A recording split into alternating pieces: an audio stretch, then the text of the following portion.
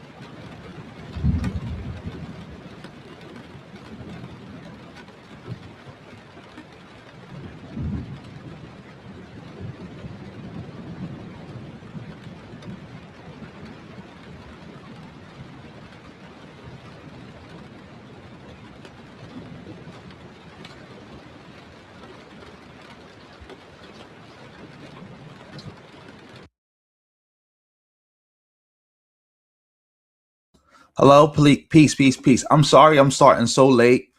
It's just that I'm having technical difficulties right now. I don't know where they came from, why it's going on, or whatever the case may be, but it just is what it is. I'm sorry, family. I'm still having the difficulties, but we're going to just try to make it work with the work. So, again, shout out to everybody in the building. Make sure you supporting the stream any way you can. I can't like really see anything. I want to say, but peace to I can't. This person with a Q. You donated some jewels to me. Thank you so much. You set it off for tonight. Much appreciated. Family, if you want to support the stream, you already know what to do. PayPal, Cash App, super thanks, super chat. We take it all. Whole lot of ones beat a whole lot of nuns any day of the week. But yeah, we about to get into this.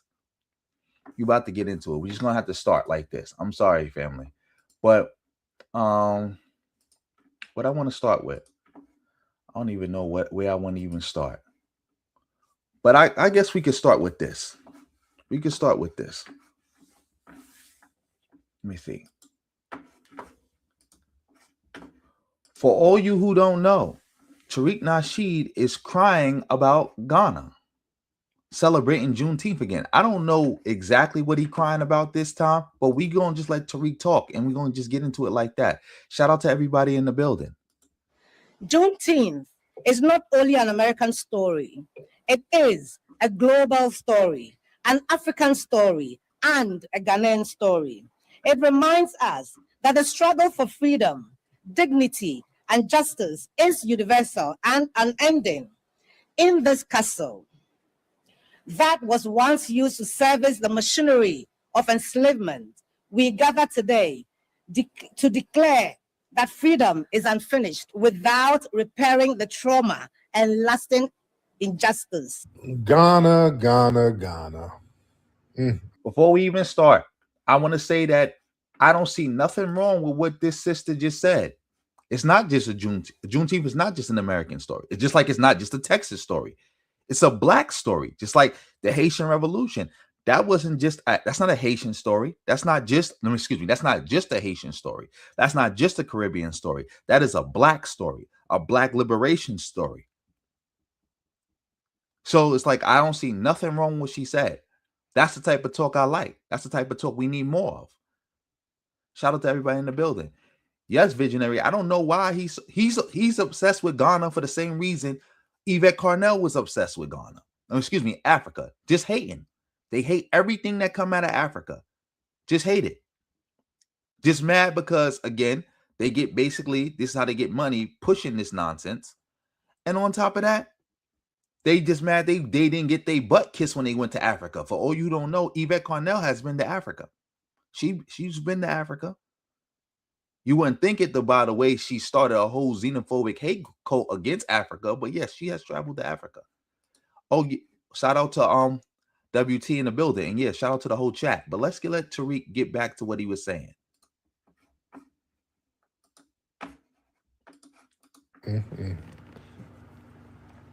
Got to talk about Ghana. Ghana's up to the shenanigans, y'all. Ghana. Boy, their minister of tourism. Did y'all see the video I put on my social media?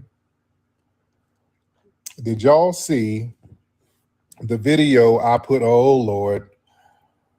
Oh, let me play it for you. How about that?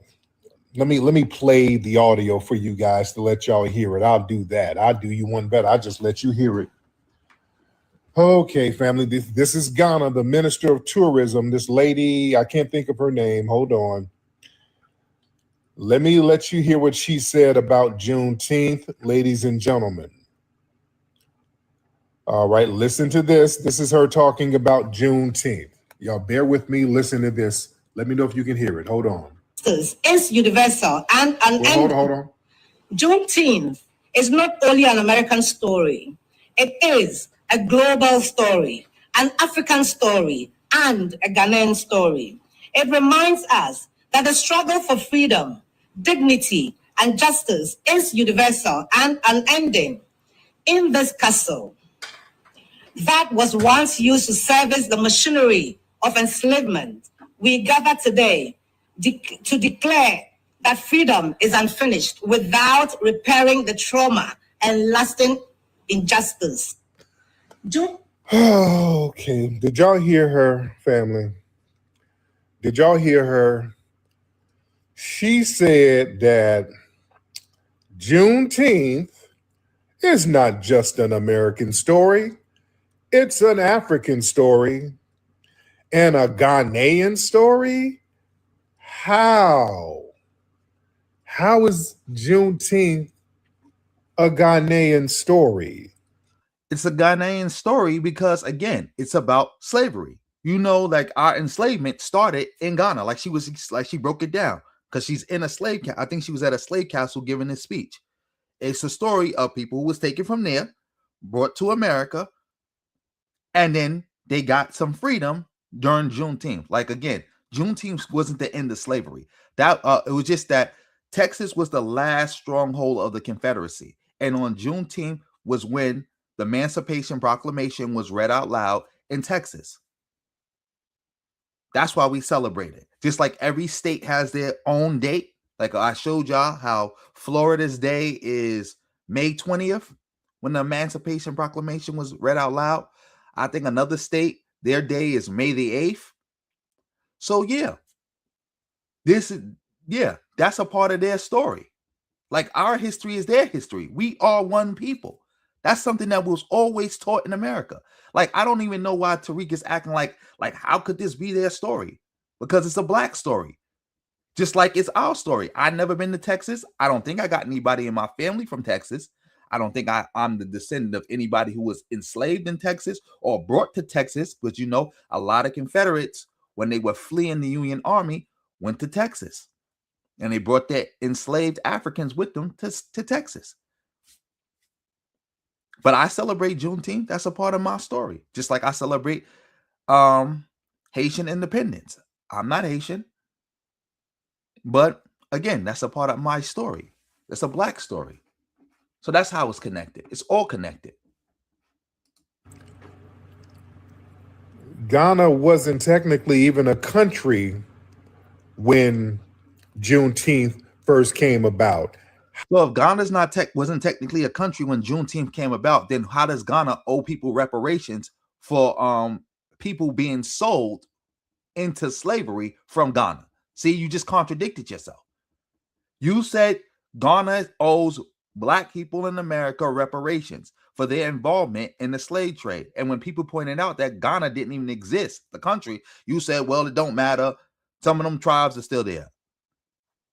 But now when it comes to celebrating our freedom from that enslavement, now they can't do it because, Ghana wasn't even a country. That doesn't even make any sense. And it also extra doesn't make any sense because you claim that the transatlantic slave trade didn't even happen. And then when you do claim it happened, you say only about 5% of the people came here. The rest of us was already indigenous. We was already here. And you can't find any Africans in your ancestry. So what are you complaining about? What are you crying about? Inquiring minds want to know. What are you crying about? What are you complaining about? How the hell is it a Ghanaian story? Because these folks just be saying stuff and then don't elaborate on it. They do a Fat Joe did. Hip hop, Blacks and Latinos 50-50. And then you won't elaborate and just put a lie out there and just let it linger. And hopefully you think nobody's going to say nothing. See, that's why it's important to jump on these people's lies, family. That's what they do. The name of the game is just keep throwing lies out there. And if the lies don't get unchecked, they start to fester. Lies are like mold. You understand? If you don't take care of mold early on, that shit just grows and spreads and spreads and spreads. Tariq is teaching right here. He's teaching. That's why I do what I do against FBA. That's why I would even say since day zero, not even day one, day zero, I've been going at them because the whole FBA premise is a lie. It's a lie. And through my work, matter of fact, I'm tooting my own horn. I have limited the spread of FBA because a lot of people have contacted me behind the scenes who are important people, thank me for my work and putting out the story of FBA, Adia West Freedman. So yeah, you guys are like mold, and I had to clean y'all up. White vinegar. You got to knock that shit out early. You understand? Good Lord. We got to be very loud to shut that nonsense down, family. It is not xenophobic to say, hey, y'all people need to stop lying. Juneteenth is not a Ghanaian story. It is not an African story. That's a culmination of a uniquely American legal and constitutional crisis. That marks June 19th, 1865, when Major General Gordon Granger went down there to Galveston. He had to enforce the Emancipation Proclamation. That was a military order signed by the president to crush an American rebellion. The people liberated that day were freed under American law that we fought for on American soil that we built after enduring a uniquely American system of chattel slavery. This is not an African story unless you count the ones who were selling folks. Are you talking about that? What are they saying? Do I have any Ghanaians or Pan-Africans in here? Where the Pan-Africans? Again, Tariq, you just like I'm not getting this. I'm not getting this. Again, those people that got freed were from Africa. They were from Africa. You do know Harriet Tubman was a descendant of the Ashanti. You know where the Ashanti is from, right? Ghana. Like I'm not getting it. The biggest slave revolt, some of the leaders in the biggest slave revolt in American history. I know you don't count Louisiana as a part of FBA, but bear with me. The German Coast Uprising of 1811, some of the leaders of that were Akon. Oh, where are the Akon from? Ghana. So again, yes, this is a Ghana story. I don't understand what you don't understand about that. This is not just not just a Ghana story. This is an African story. This is a Black story. You made a large swath of your living in the last, 10 years, 20 years, telling African stories. Now suddenly you don't understand why people talking about African stories. Wasn't this your justification for making 1804? Because that's a black story. That was the whole justification for your DVD. Like, hey, yeah, that's Haiti. I'm not Haitian, but that's a black story. That's our history. Now you don't understand that concept. You just delegitimize your whole body of work. But y'all always whining, and y'all never around to explain this horse crap when these folks are talking crazy. Man, somebody said it's a Texas story. No, it's a foundational Black American story. Oh, see, somebody just shitted on you. It's a Texas story, which is true. This is a Texas story, but we consider it as a black story because, again, we all black. Because if you want to play the drawing lines on the drawing lines about who Juneteenth is for and who is not for, then it's just a Texas story. If we're gonna do that, the justification for why black people around the country can celebrate Juneteenth can go for any black person around the world. We all black. This is our history. This is our history. Story. Because the Emancipation Proclamation was issued for all of us who were enslaved over here. Yes, it was. First of all, it wasn't issued for everybody who was enslaved. So you don't even know what the Emancipation Proclamation is.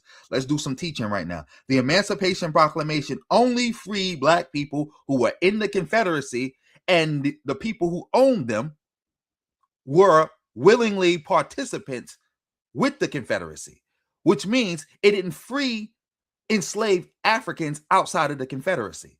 I know Tariq don't know this, but there were slave states that fought for the Union. I know you didn't know that. And on top of that, again, if the Union Army came and caught somebody in the Confederacy and they say, well, I'm a slave owner and I did not support the Confederacy, or I did support the Confederacy, but I didn't do it willingly, they forced me, then they still had a legal right to own their slaves.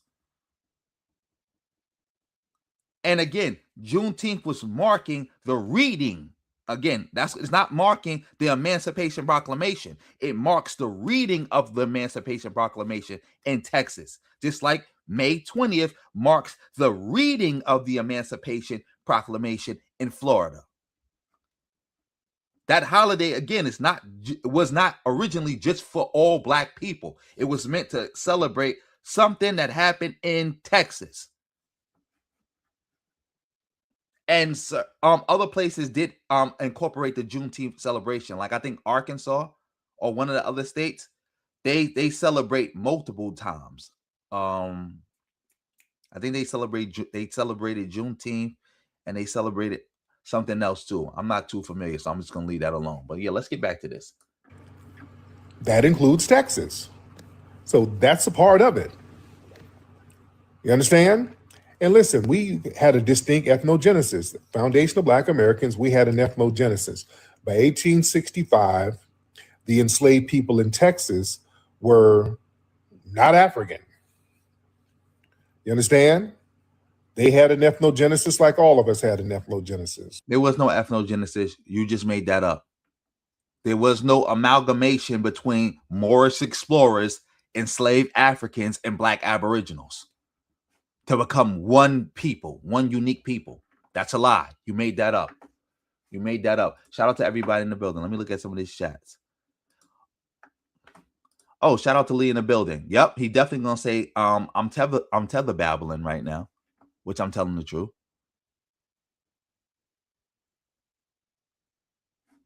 Shout out to Richard in the building. That is a fact.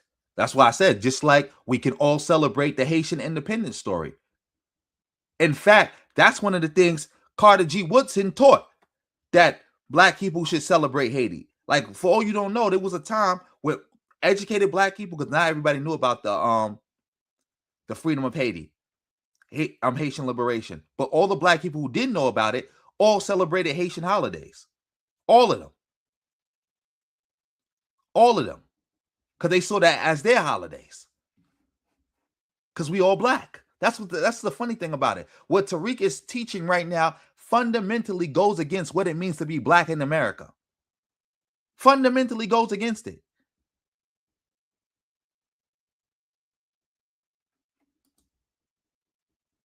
Oh yeah, he definitely gonna do that. He definitely gonna do that. Yes, slaughter, because now FBA didn't exist before 1865. Mind you, the old number was if your family is not on the 1870 census. So now we going back. This is crazy. But shout out to everybody in the building. Oh, shout out to Julius in the building. Yes, he's talking against his own argument. Again, chicken butt mouth.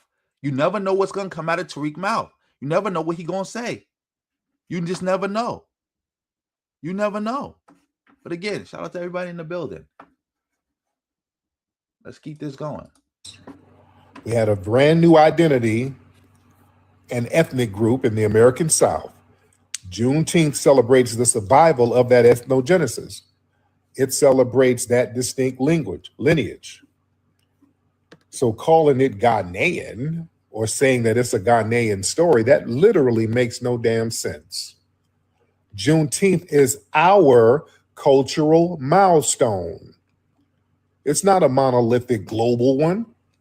Notice how everybody feels entitled to our shit. Anything that's for us, everybody can just kind of nudge us out the way and just claim jump every damn thing we do. They don't do that with other people. You don't see them talking about St. Patrick's Day as a global story. Why would the cultural minister, tourist minister of Ghana be talking about St. Patrick's Day is a global holiday? This is something black. She's talking about a black story. And yes, Mighty One and Strong. Like fiction. And like Lee said, everybody please help get the likes up. Support the stream any way you can. Much appreciated.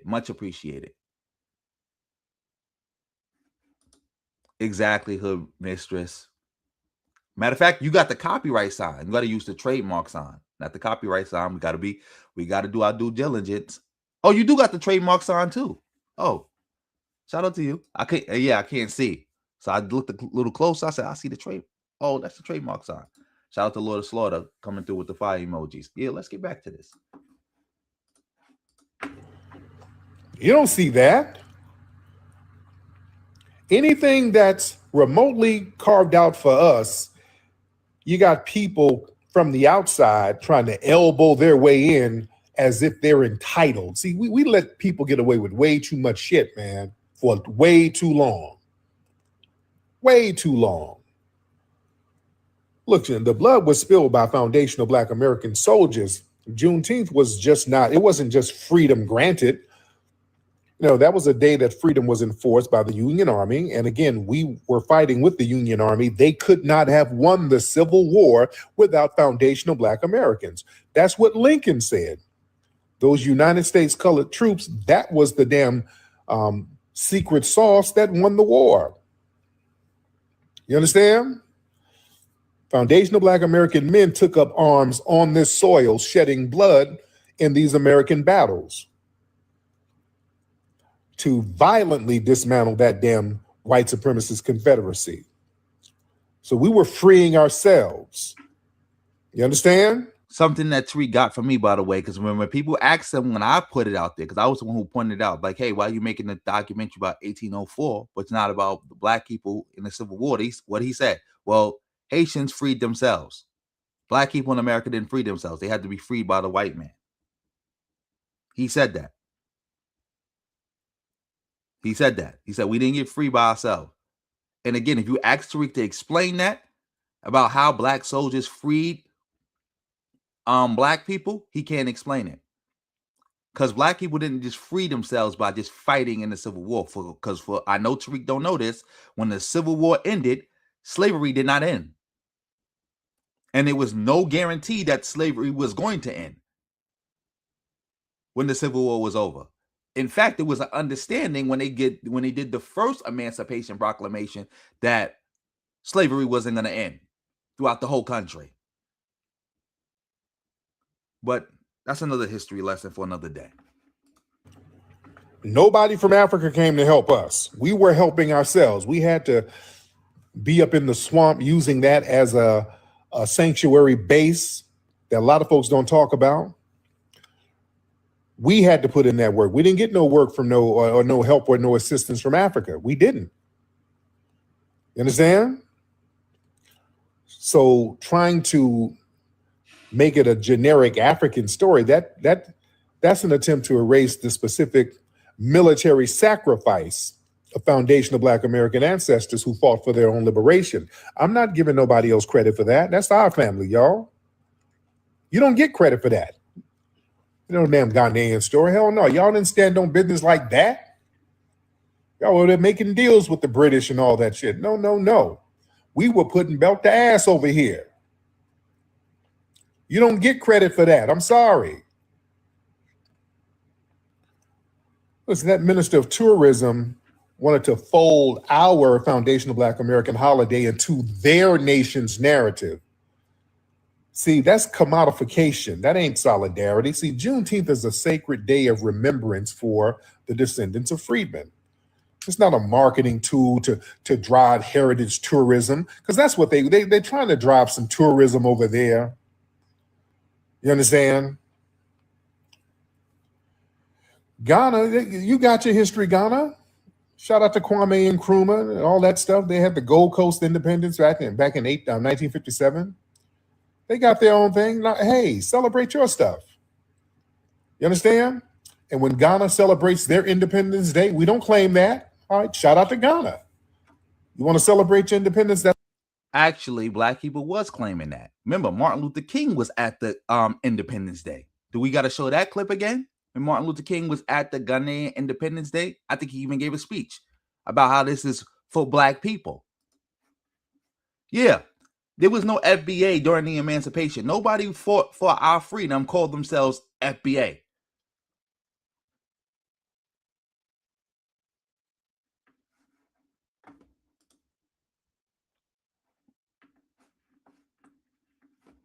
Yeah, nobody. Nigerian Jesus lover, what do you mean by that? Exactly, he is a disgusting xenophobe. That's the victory for Ghana. We don't claim it as our own. See, true mutual respect between ethnic groups from different continents, man, that means recognizing and honoring the distinct historical timelines. You don't blend them together until the specific details of American survival is washed away, because what they're trying to do is erase us. And that's not going to happen. The system that was dismantled on Juneteenth, that was a distinct system of servitude infringed on us. You understand? American chattel slavery was racialized, it was perpetual, it was constitutionally protected for a long time until we said, hell no, enough of that. And us overcoming that very specific machine, that's a major triumph exclusive to those of us who survived that. Our family survived that. So trying to dilute that narrative, that minimizes the unique terror that we faced and we survived, that no other group have survived like that. Tariq is babbling, but let me show y'all this. Let me show y'all this. I think we could watch this real quick. Again, can y'all see my screen? Is it on my screen? This is, again, Martin Luther King in Ghana. Let's watch this clip. I don't know if this is the right one, but at least I can see the picture. Do you know what Martin Luther King Jr. said about Ghana's independence? When Ghana became the first African country to break free from colonial rule, Dr. King was there to witness history in the making. He called it the birth of a new nation and compared it to the struggle for civil rights in America. For Dr. King, Ghana's victory was a powerful symbol, proof that liberation from oppression was possible. It reignited his conviction that justice and freedom would one day triumph the United States. Ghana's independence wasn't just a milestone for Africa. It was a beacon of hope for freedom fighters around the world. And now more than ever, we need to be reminded that the fight for justice, equality, and freedom is not over, and that together we can continue to move toward a brighter, more united future. Oh man, I played this whole video. I just thought about it. I hope that music wasn't copywritten. and they take down the whole damn stream. But anyway, y'all saw it. Let's see what. I bet you Tariq never even knew Martin Luther King went to Ghana. He never even knew that. He never even knew it. None of these FBA bozos know that. They didn't even know Malcolm X even went to Africa. But yeah, let's get back to this. Shout out to everybody in the building. Wait, come on. I think I got some support. Shout out to Visionary coming through for setting it off for tonight for himself with the 199. Oh yeah, I heard about it. I'll see if we could get to that tonight. Yeah.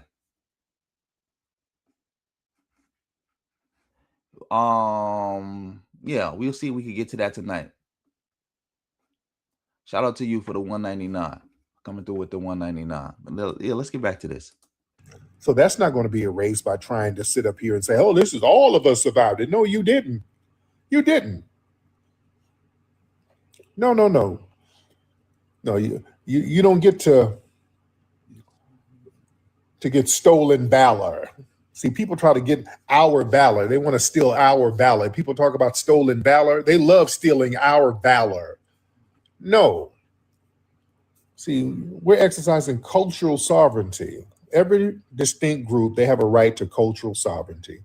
They have a right to their own traditions, their own holidays, their own history, without them being absorbed into a broader, vaguer category. You understand? The Irish got St. Patrick's Day. The French got Bastille Day. Haitians got the Haitian Independence Day. New York, they got the Caribbean Day Parade. We have Juneteenth. Every damn time Juneteenth rolls around, you notice everybody tries to tether it up. Now everybody trying to tether it up. You sound like you're the only person tethering it up. Oh, shout out to Lord of Slaughter coming through with the 199. Whole lot of ones beat a whole lot of nuns any day of the week. Yeah, Tariq changes it up. He's saying 1865 now, but he was saying 1870 before. He constantly switching it up. Let me see where you at. I see some.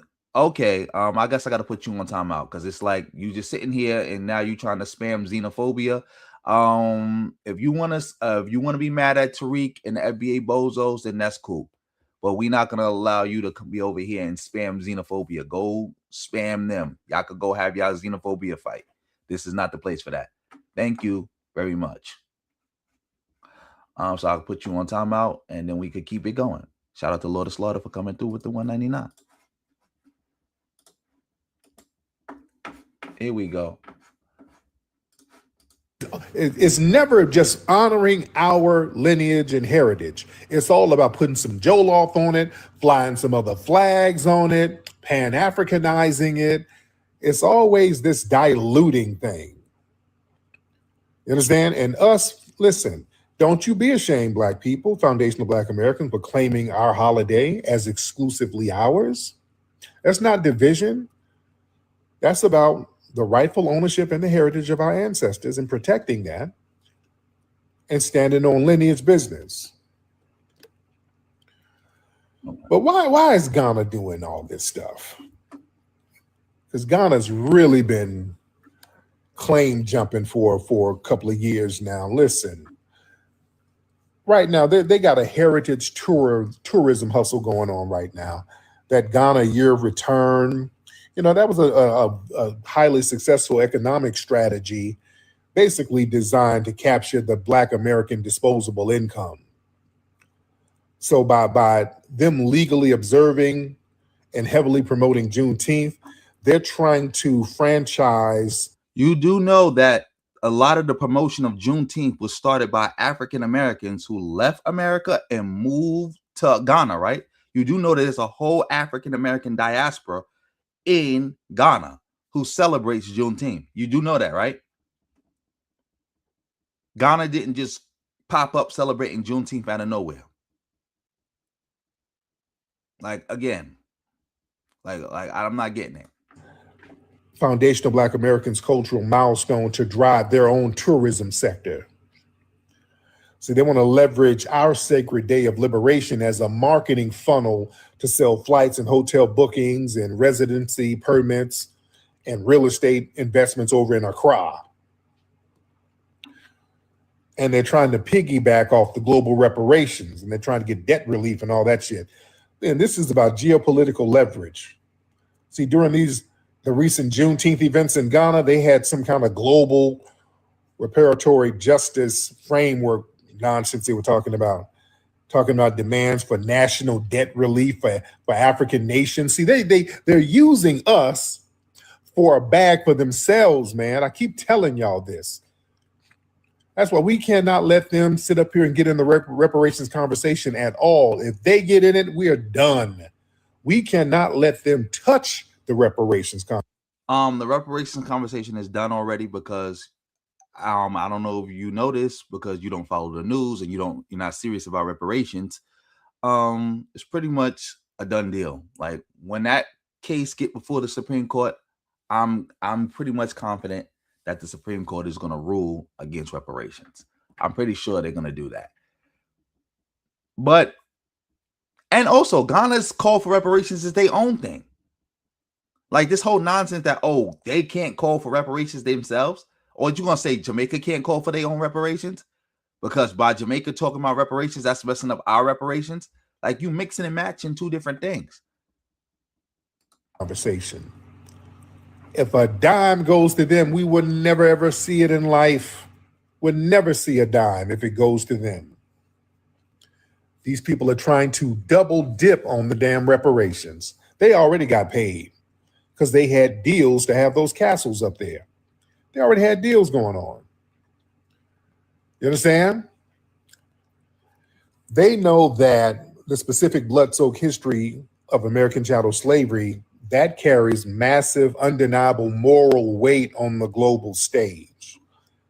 And by trying to wrap their little modern-day economic demands under the banner of Juneteenth, they're trying to use our specific trauma as a Trojan horse to get some international funding and debt forgiveness for their own countries. These folks are trying to use us, but we keep calling that ass out. We can't let these folks use us for their finesse. Them trying to frame Juneteenth as some shared African story, they're actively sanitizing the historic record. You adopt our holiday, that allows modern nations to position themselves alongside the victims that they help victimize. So that strategically blurs a very uncomfortable reality. Those people in those kingdoms, they were selling people to the damn European buyers in the first place and making deals, and they already got paid and they already made treaties with them.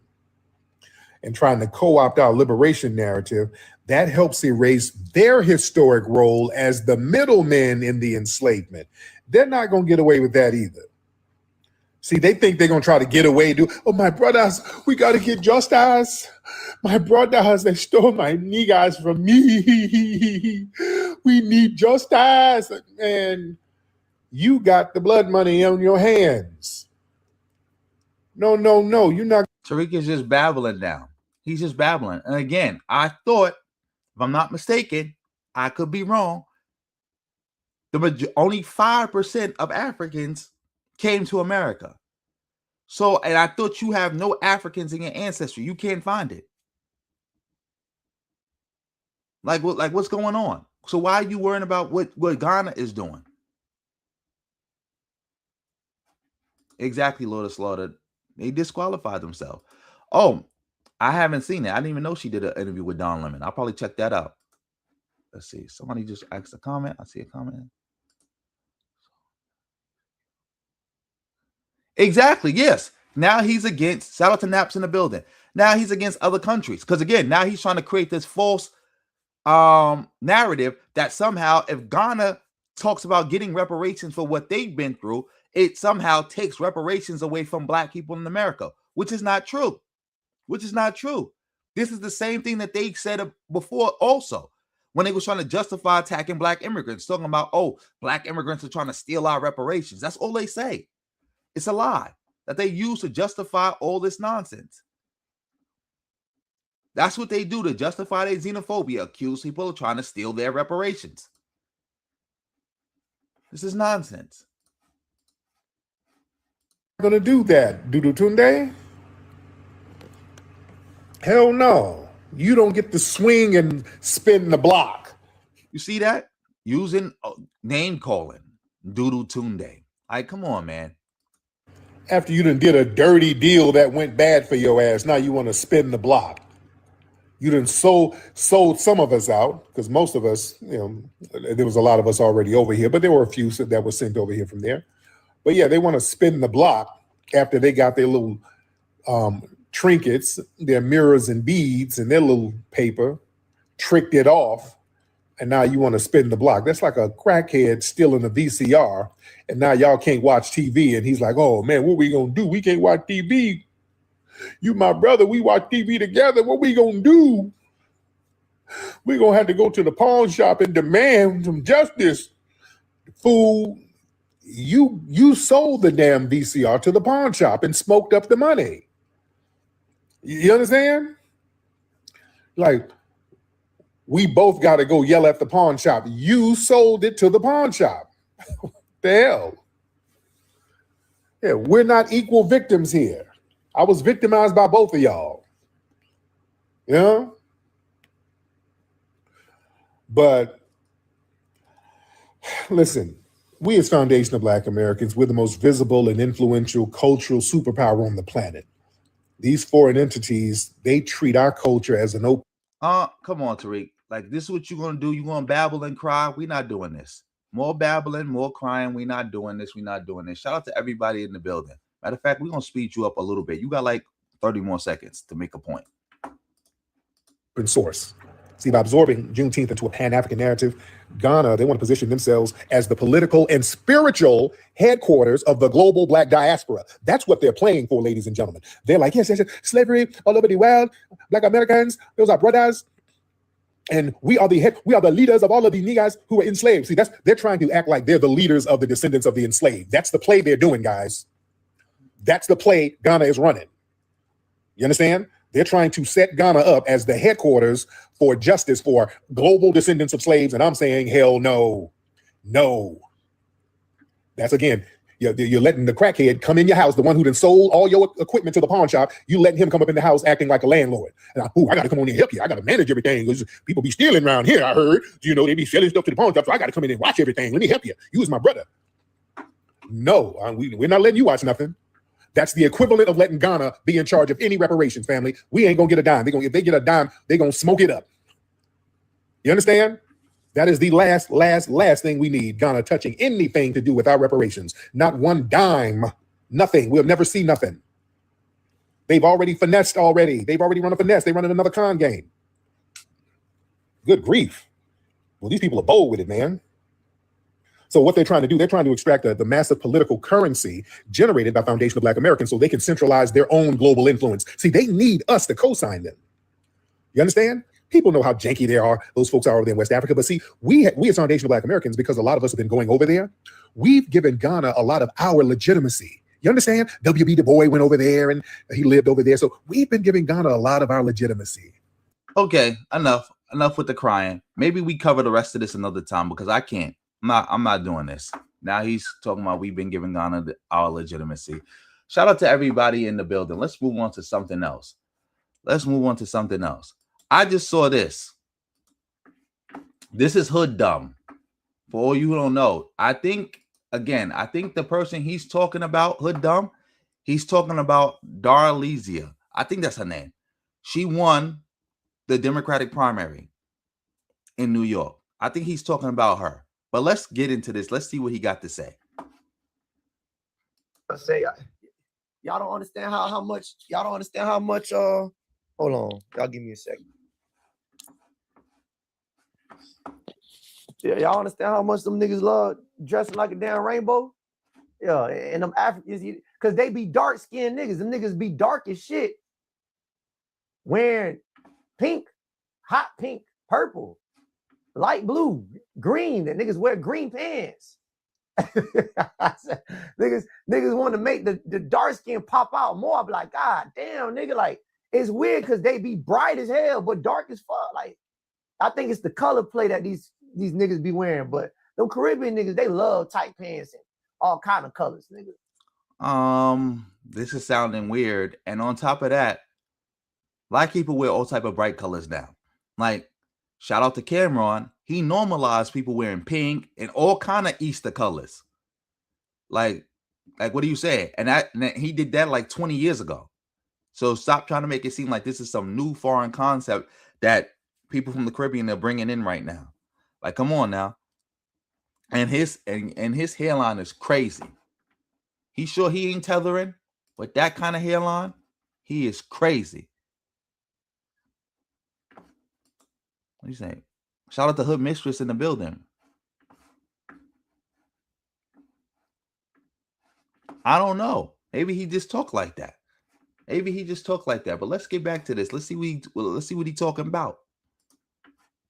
They be pissing me off with the shit. Yeah, y'all. Anyways, what's popping? What's good? Anyways, y'all, welcome back to another Hood Smart Late Night Radio Show. I'm your favorite host. Oh yeah, we cutting that whole part out because he just cursed up a storm in the beginning for no reason. Just cursed up a whole storm. Yeah, we're gonna edit that part out, but we're gonna let him continue on from this point right now. But shout out to Visionary for coming through with the 199. Thank you for the double up for tonight, helping me get closer to my goal. Much appreciated. Let's keep going. Hey, y'all, what it is and what it ain't. I hope y'all out there living right and eating right. Yeah, y'all put that swine down. You know what I'm saying? Pick them vegetables up. All right, so there goes the pin right there. There goes the link. Y'all go ahead and subscribe. And that's because you have not signed up for the Ask AI membership who can answer that question for me. Because I don't get it. Why? I really want to unpack what is the purpose of them telling us, nigga, you look Africa. Nigga, you look Africa. Ah, ha, ha, ha, ha, ha, ha, ha, ha. Dumb nigga. You don't think I can't do my own research to figure out where my own family is, bro? Oh yeah, Visionary. FBA is super colorist. A lot of these FBA accounts that people be like debating whether they white or not, on white or black or whatever the case may be, a lot of them just be biracials who hate they black side of their family, and they feel like FBA is a nice, comfortable area where they can express that. But you do it under the guise of hating Africans. Can't make this up. This is super sad. Shout out to Lee D. Clinton in the building. Super sad. Yes, his hairline sums it up. Of course we knew that, Congrugal. A lot of these FBA bozos are not just colorists, but they anti-black women. A lot of these so-called pro-black groups who hate Africans also hate black women. And they also hate dark-skinned people. And are super colorists. Super colorist. But let's see if he can get to the point that he's trying to make. I really want to unpack what is the purpose of them telling us we're African. Because you don't give a fuck about the African that's on your continent. I'm not understanding what this is. Please, somebody go find an African who can answer that question for me, because I don't get it. Why the fuck you so concerned about us being African more than the Africans who really are African in Africa? Lame ass nigga. Damn. Anyways, but that's that. Had to put that out there because these niggas here be in my comments for days. They want somebody so desperately to be African with their African ass. They know who's not them in their country. Exactly. I had an argument, not to get off topic, but I had an argument with somebody today about the term black. And they're trying to say black applies to everybody who has melanin. They said, we black. I said, nigga, we? Who the fuck is we? When the fuck I started speaking French with you? Niggas say, well, anybody who's African descent, nigga, who the fuck? I'm not saying I don't have it, but I'm not sure. They said, bro, we all black. Since when? Well, black came from Africa. Do they use it now? Well, black means Sub-Saharan African. I said, oh, yeah? What part of Sub-Saharan Africa do they use it? That means West Africa, bro. Okay, what part of West Africa do they say black at? Well, they say black when they're identifying their race in Nigeria. They be like, what y'all? Oh, my God. You're dealing with this dummy, man. This dude is so stupid, bro. He's so stupid, man. This is ridiculous.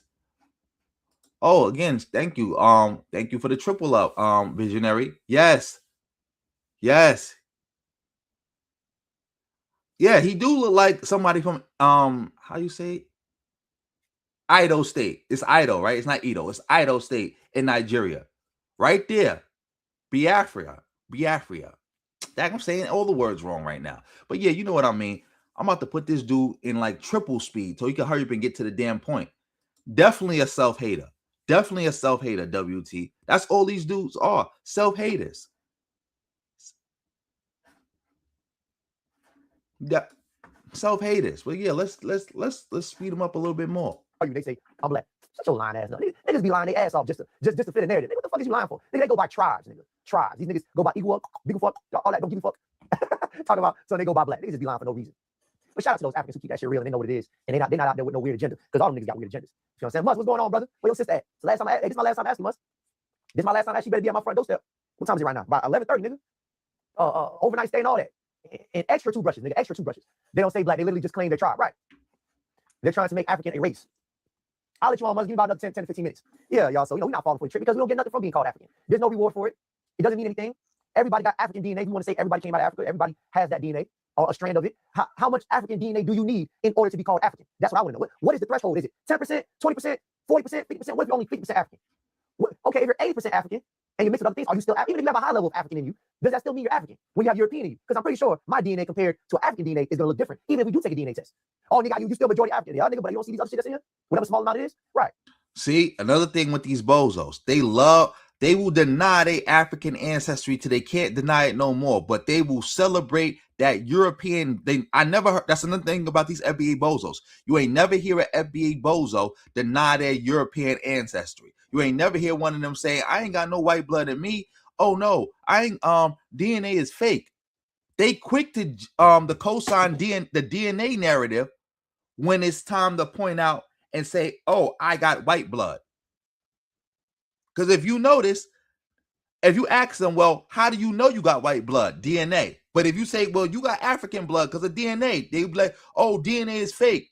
DNA is fake. Showing that same bullshit clip that they take out of context from 60 Minutes. But somehow, some way, DNA become real when it's time to claim that white blood. DNA become real when it's time to claim that white blood. Because again, if you ask them, oh, how do you know you got white ancestry? They can't answer. They quickly claim that, but they have no problem claiming that white blood. No problem. White blood that they can't verify.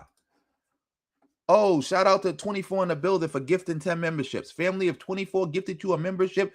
Make sure you thank him. Make sure you thank him and make sure you keep it going. You can upgrade it, downgrade it, whatever, but keep it going.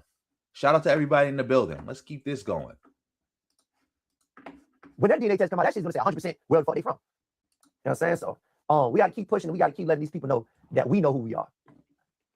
They say black only when they leave the continent. They use the word black in South Africa. I know black is a thing in South Africa, but that's only because they live amongst their oppressors. But even that terminology, black African, has a different definition. If you Google what black African means in South Africa, it means somebody indigenous to South Africa. That's the pure definition of black in South Africa. Somebody indigenous to South Africa. Then you got colored, and that's somebody of mixed lineage, and then you got South Indian or some shit, South African Indian, that's somebody who's from India. Right, they got different, they have different status for each category. So knowing the term black doesn't apply to even Nigerians who go to South Africa. That's crazy. The terminology black doesn't even apply to Nigerians who go to South Africa. By legal definition, a Nigerian in Africa doesn't qualify as black because black means indigenous to South Africa. But you coming over. This dude is such a bozo, such a lame. And again, let's say, for example, what he's saying is true. What does that have to do with America? What does that have to do with America? In America, anybody with African ancestry is African. That's how it works in America. We know that to be true, right? That's how it works in America. So why are you bringing up Africa?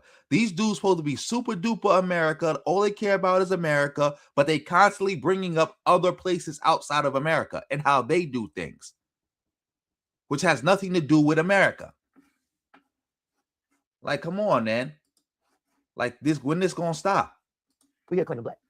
Like we ain't got the same kind of system. But anyways, that's that. Yeah, y'all, we got a lot to get into, a lot to talk about. So let's go ahead and go over some daily news.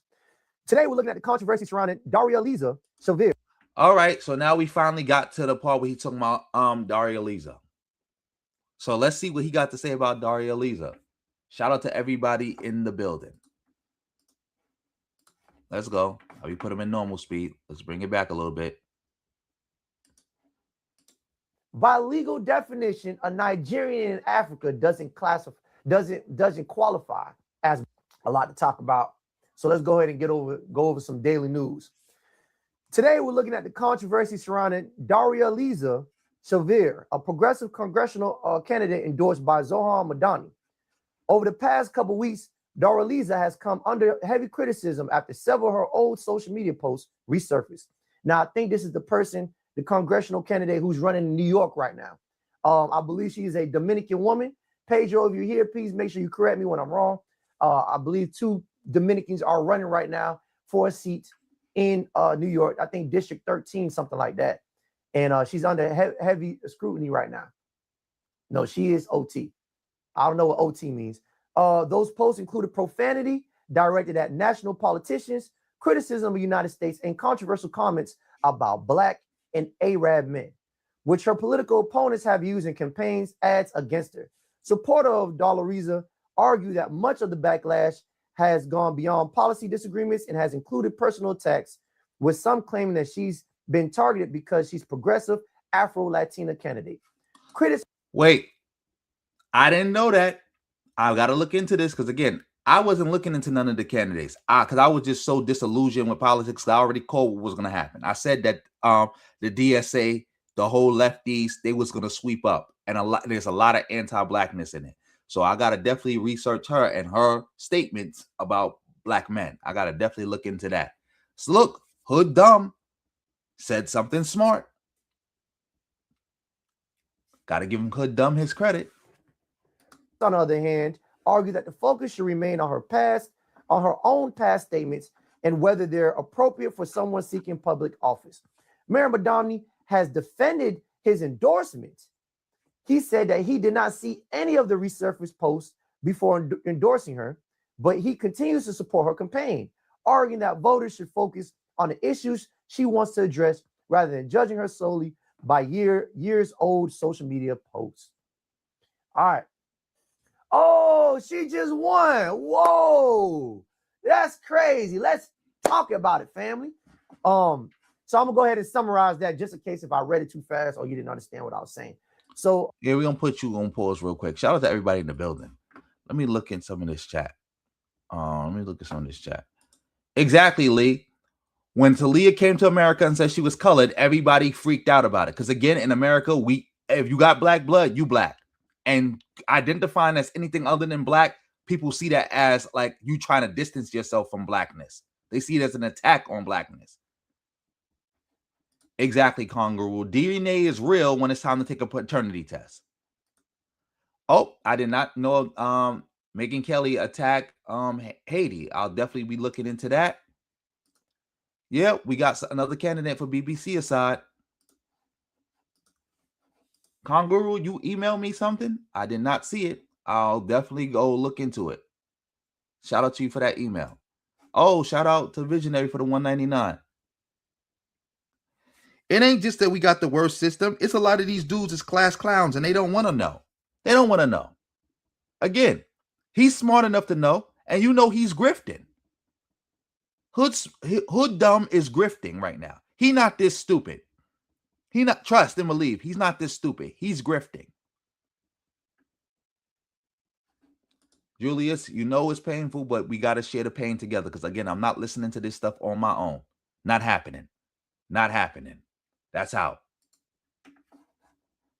Let's keep this going. Darializa, I might be saying her name right. Darializa Chevalier is a congressional candidate in New York District 13 who's running. And I think she just won. Pedro just let me know she's won. She is Dominican, and she has been under scrutiny for her past posts that she has been making about America in general. I think she said something about the flag, the Dominican flag. I'm not sure, but she has put out some scandalous tweets. And the funny thing about it, there was another Dominican who was running against her.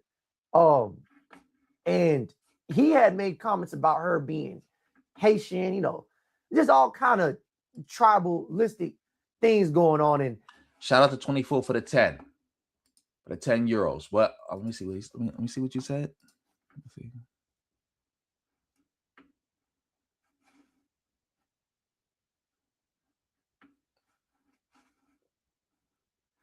Of course, it's not a coincidence. It's not a coincidence. Because remember, Tariq used to attack TikTok. He attacked all this stuff. And then I love TikTok. He's a bozo and a grifter. Total shill. He supports anything that the Republicans do. And hood dumb. I'm going to have to go over this whole topic on my own because we not learning nothing from you. You just doing a whole bunch of this, that. Crazy. Oh, thank you, her mistress. I got the signs mixed up because I can't, because it was small. Because like I said, I can't, my computer is like kind of frozen, so I can't really see things. Yes, 24, my fault. I got it confused. Thank y'all. British pounds. Thank you for the fire emoji. But yeah, let's get back to this. Now I'm looking on the news. We got Madani out here talking about some Haitian, anti-Haitian hate bigotry. And I'm like, what the fuck? You niggas about to give these niggas a hate crime bill? That's what it sounds like. So we're gonna go ahead and play a couple clips by Darializa, however you say her name. Let's check this out. I have to make this video, but there is hatred brewing against me that I cannot stay silent about. In the final days of this campaign, I have been hit with attacks that use Haitian as a slur, a coordinated wave of Islamophobia, lies about my identity, my faith, and my family. Espaillat supporters are standing at poll sites in our district shouting lies and slinging racial slurs.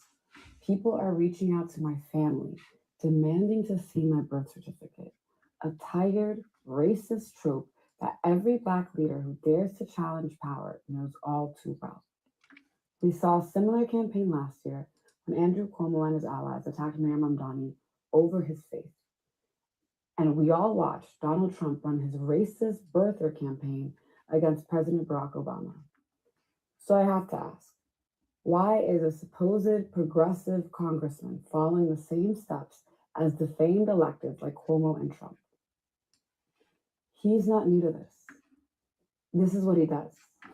Espaillat and his machine have resurfaced and carried out this playbook time and time again. And I, quite frankly, Espaillat is the guy she's accusing of using Haitian slurs. I still haven't found the Haitian slur that they use, but she said that they said that she used Haitian as a slur.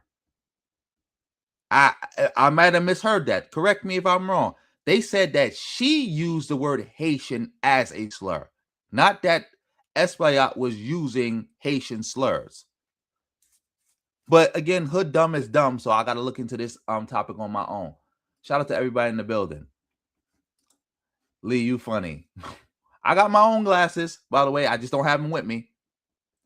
My kids had took my glasses home with them, or I left my glasses at their house when I went to go visit them.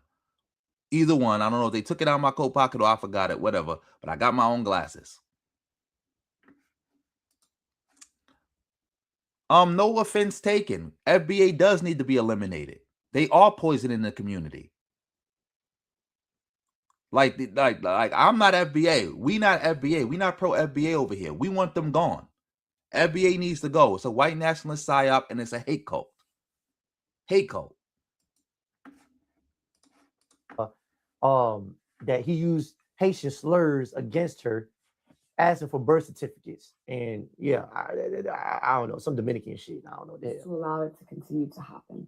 He did this to Charlie Rangel by claiming that his Latino supporters were traitors to the Latino community, and they did it to Senator Robert Jackson, another Black man, for daring to run in what they called a Dominican district.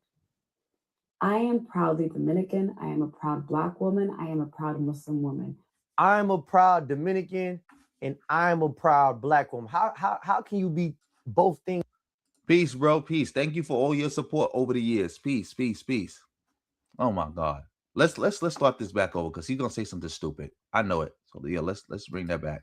And they did it to Senator Robert Jackson, another Black man, for daring to run in what they called a Dominican district. I am proudly Dominican. I am a proud Black woman. I am a proud Muslim woman. I'm a proud Dominican and I'm a proud black woman. How can you be both things at the same time? So a Dominican can't be black. And mind you, Hood Dumb is like the same type of bozo to play that Garfield clip talking about, oh, Dominicans deny their blackness. Dominican, I'm no black. I'm no black. Now you got a Dominican woman calling herself black. Now you questioning how could she be black and Dominican? You can't make this up. You already know, WT. You already know, WT, that this is painful. This is painful. This is painful, but we gonna share the pain because I'm not doing this by myself. Shout out to everybody in the building. I am a proud Dominican and I am a proud black woman. How can you be both things at the same time? Which one is you? Is you Dominican or is you black? See, that's the problem. They love to tether on to the term black. Listen, at least I put my beef aside. All right, come on, man. Now people are tethering on to the term black. People with African ancestry tethering on to the term black. Mind you, FBA, y'all the tethers because the term black was popularized in the black community by Kwame Ture. That's why black people call themselves black. He literally started the Black Power era. And the only people who used the term black was people who was radical. And then through their uses of the term black, that's how black got normalized in the black community. And black people started calling themselves black. So who's the tether? Who's the tether? He's Trinidadian, by the way. So what are you saying? The black community in America is tethering behind a Trinidadian? Like, come on, man.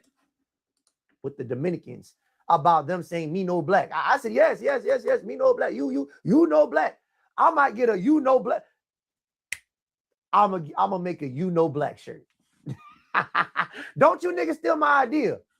I'm suing you. I'm patenting this shit right now. I'm gonna make a you know black shirt. And that shit gonna have an arrow pointing that way. Richard, yes, this is real. This is real. They are this stupid, and their audience is even dumber. Can't make this up. They are stupid, and their audience is even dumber. This is painful. That way, anytime I'm standing next to a nigga who think he black, I'm gonna be pointing, nigga, you ain't black, nigga, you know black. Right. So we just put our beef aside with the Dominicans saying, yeah, me know black, you know black, correct. Now these niggas out here talking about I'm Dominican black. When the fuck? When the fuck? Let me go and get this shirts printed now. When the fuck? When you see, that's the problem with the term black is people like to use it when it benefits them. The fuck you mean? You are a Dominican black. I didn't know you could be two things at the same time. I mean, Dominican black Dominican. Exactly. These FBA bozos who say anything. They just say anything, and they just try to find a way to attack people when they say anything. Now she's not. Now he's confused. Now he's confused that like, oh, there's a such thing as black Dominicans. When did that happen? Like, oh, like you're a black Dominican? Like, you're just making up stuff now.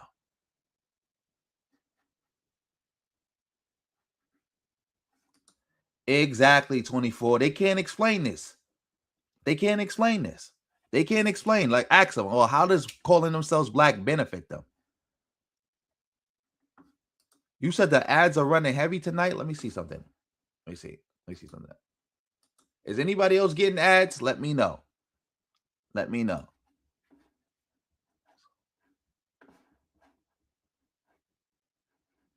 That's what he's saying.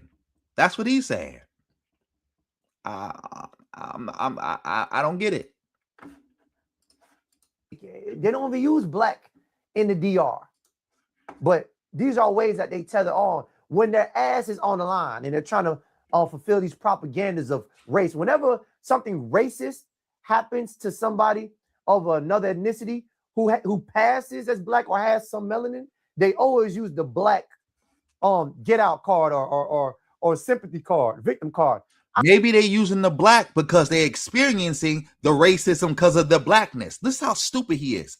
He just said that the reason every time somebody who is black presenting or looks black or whatever has something bad happen to them because people see them as black, they use blackness as some type of sympathy. If I'm being attacked because people see me as black and I'm identifying as black, now that makes me some type of a fraud who's just trying to benefit off black, even though I'm being attacked because of my blackness. Because I'm pretty sure if she was the same color as George Washington, she wouldn't be getting half the attacks she was getting. Can't make this up. I am a black woman. I am a black man. Nigga be from Haiti, nigga be from everywhere but a motherfucking a place that uses the term black.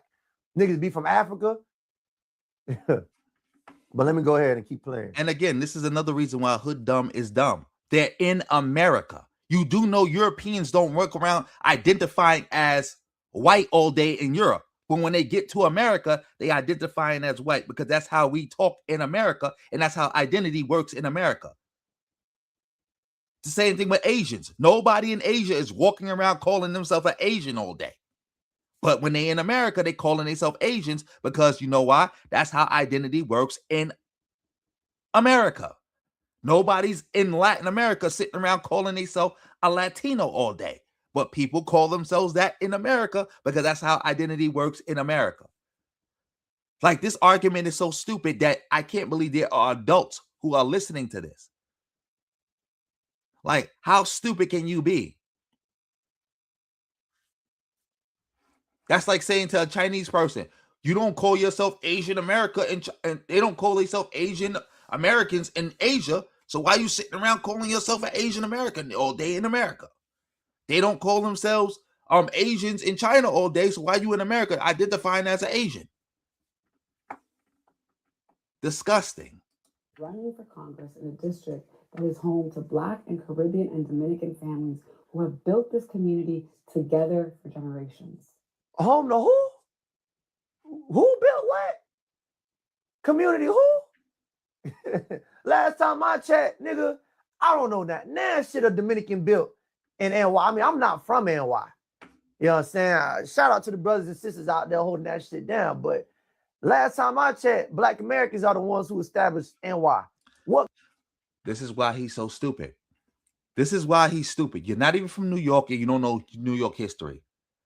Matter of fact, I think I got a clip for this because he's saying he don't know nothing about this. Again, you need to stay in your place because the closest thing to an ethnogenesis that you quote unquote ever saw happened in New York between an amalgamation, because anybody who knows New York history, there was an amalgamation between Black people from the South, Black people who were already in New York, because remember, the slavery in New York was different because the Dutch originally ran New York, right? Like Sojourner Truth, I think Phyllis Wheatley, they was descendants of enslaved people who were enslaved by the Dutch. You had free communities of Black people in New York. You had people from the Caribbean, Latin America, all coming to New York. And this is, again, in the 1890s, 1880s, all coming together in one community. Like, you remember, like the establishment from the origin point of modern day Black New York goes back to San Juan Hill. San Juan Hill.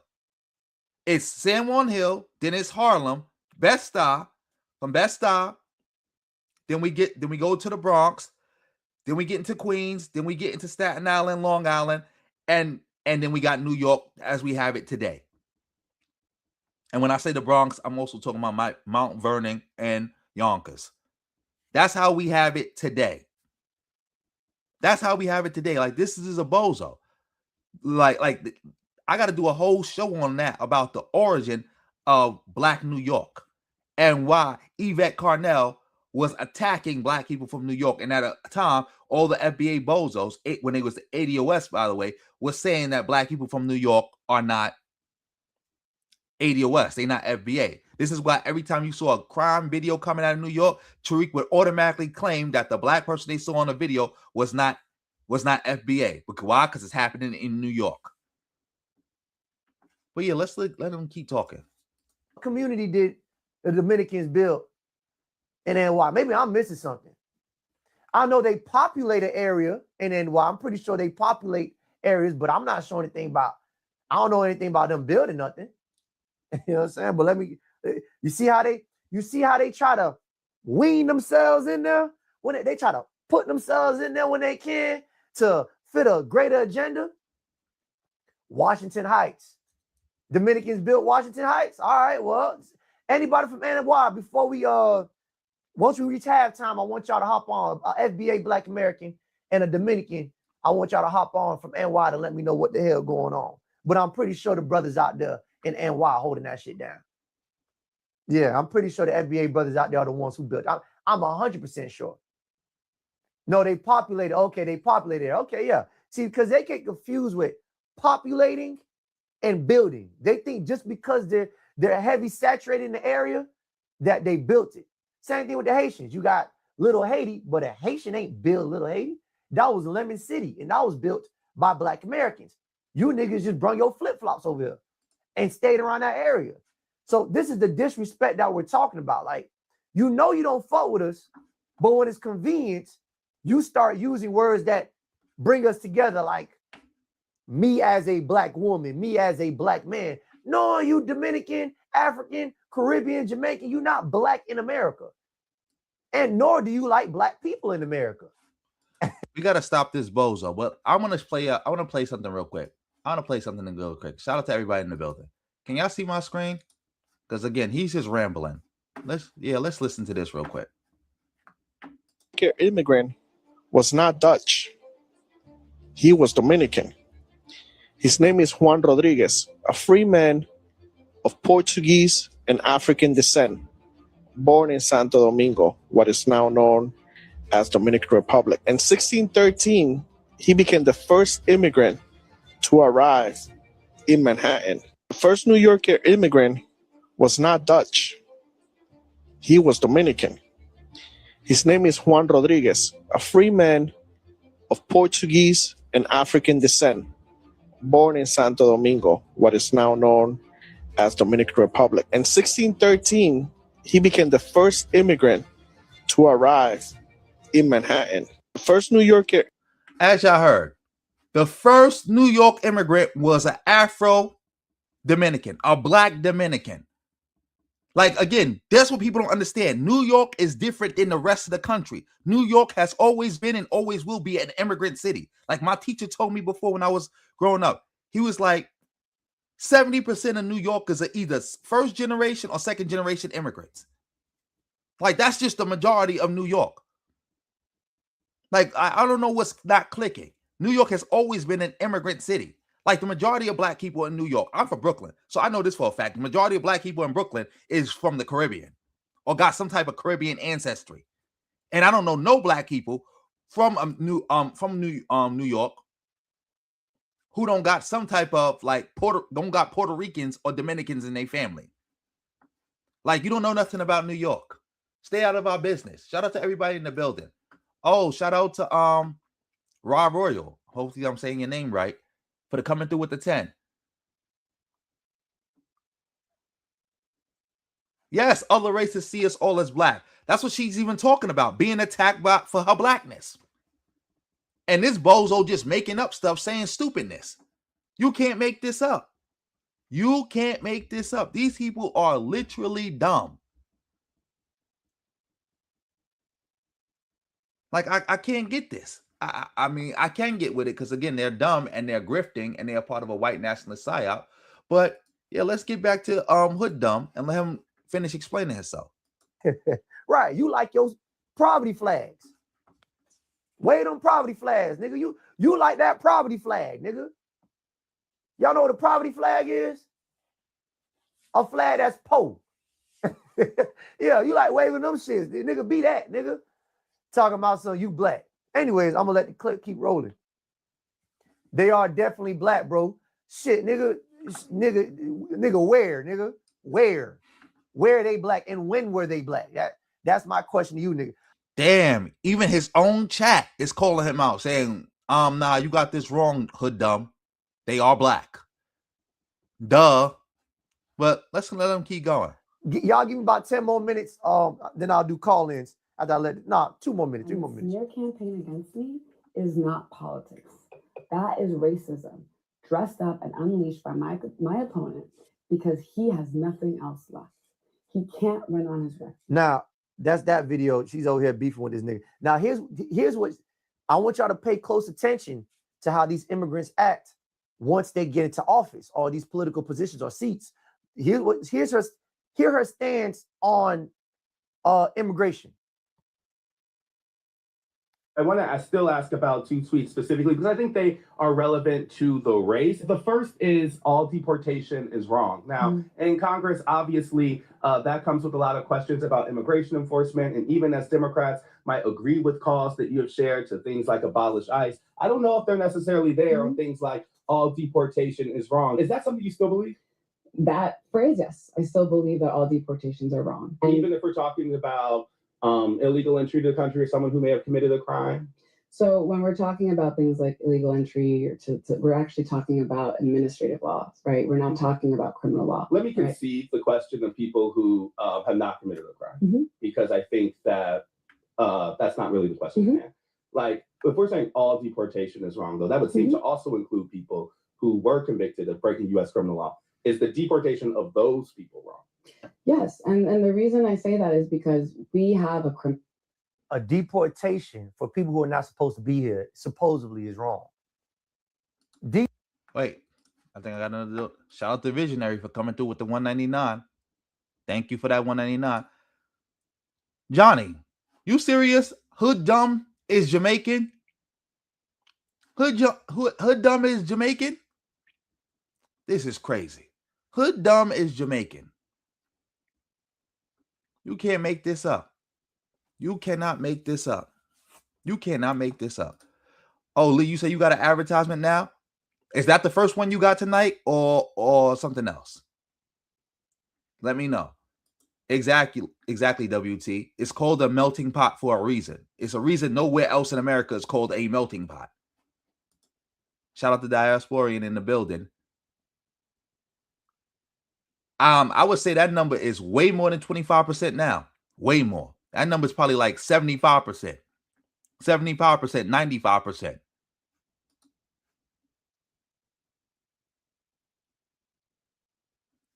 Exactly. I couldn't agree more. I couldn't agree more. I can't believe this. Hood dumb got a Jamaican. Because I'm jacking what you saying, Johnny.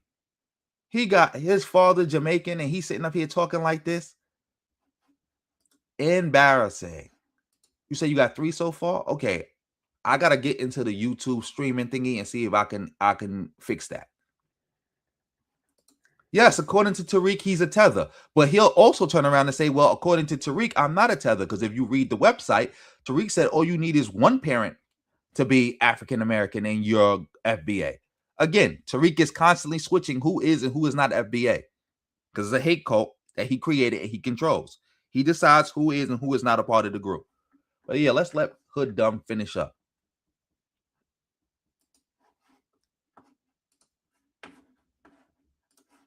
These niggas think America is a fucking playground. They think America is a fucking daycare. These immigrants think America is a fucking daycare. What y'all think this is? Babies are us? Anchor babies are us? Drop off a kid? The fuck? Talking about some illegal immigration is okay. Yes, my friend. Yes, my friend. Yes. Come to America. Come to America. It's okay. It's okay. You okay. You okay here. It's okay. See how when they get into office or these seats, they look after each other. Their first agenda is them, not the people who've built America, not the people who are the original people of those. You're right. Mighty One is strong. I feel that way, but I always say Brooklyn is the most Caribbean place outside of the Caribbean. Like, it's the most Caribbean place outside of the Caribbean. Shout out to everybody in the building. communities who built the city, their agenda firsthand is other immigrants. That's who they look after. They don't look at Black Americans as people who are the same as them. They look after themselves. Right. It isn't perfect, but it exists.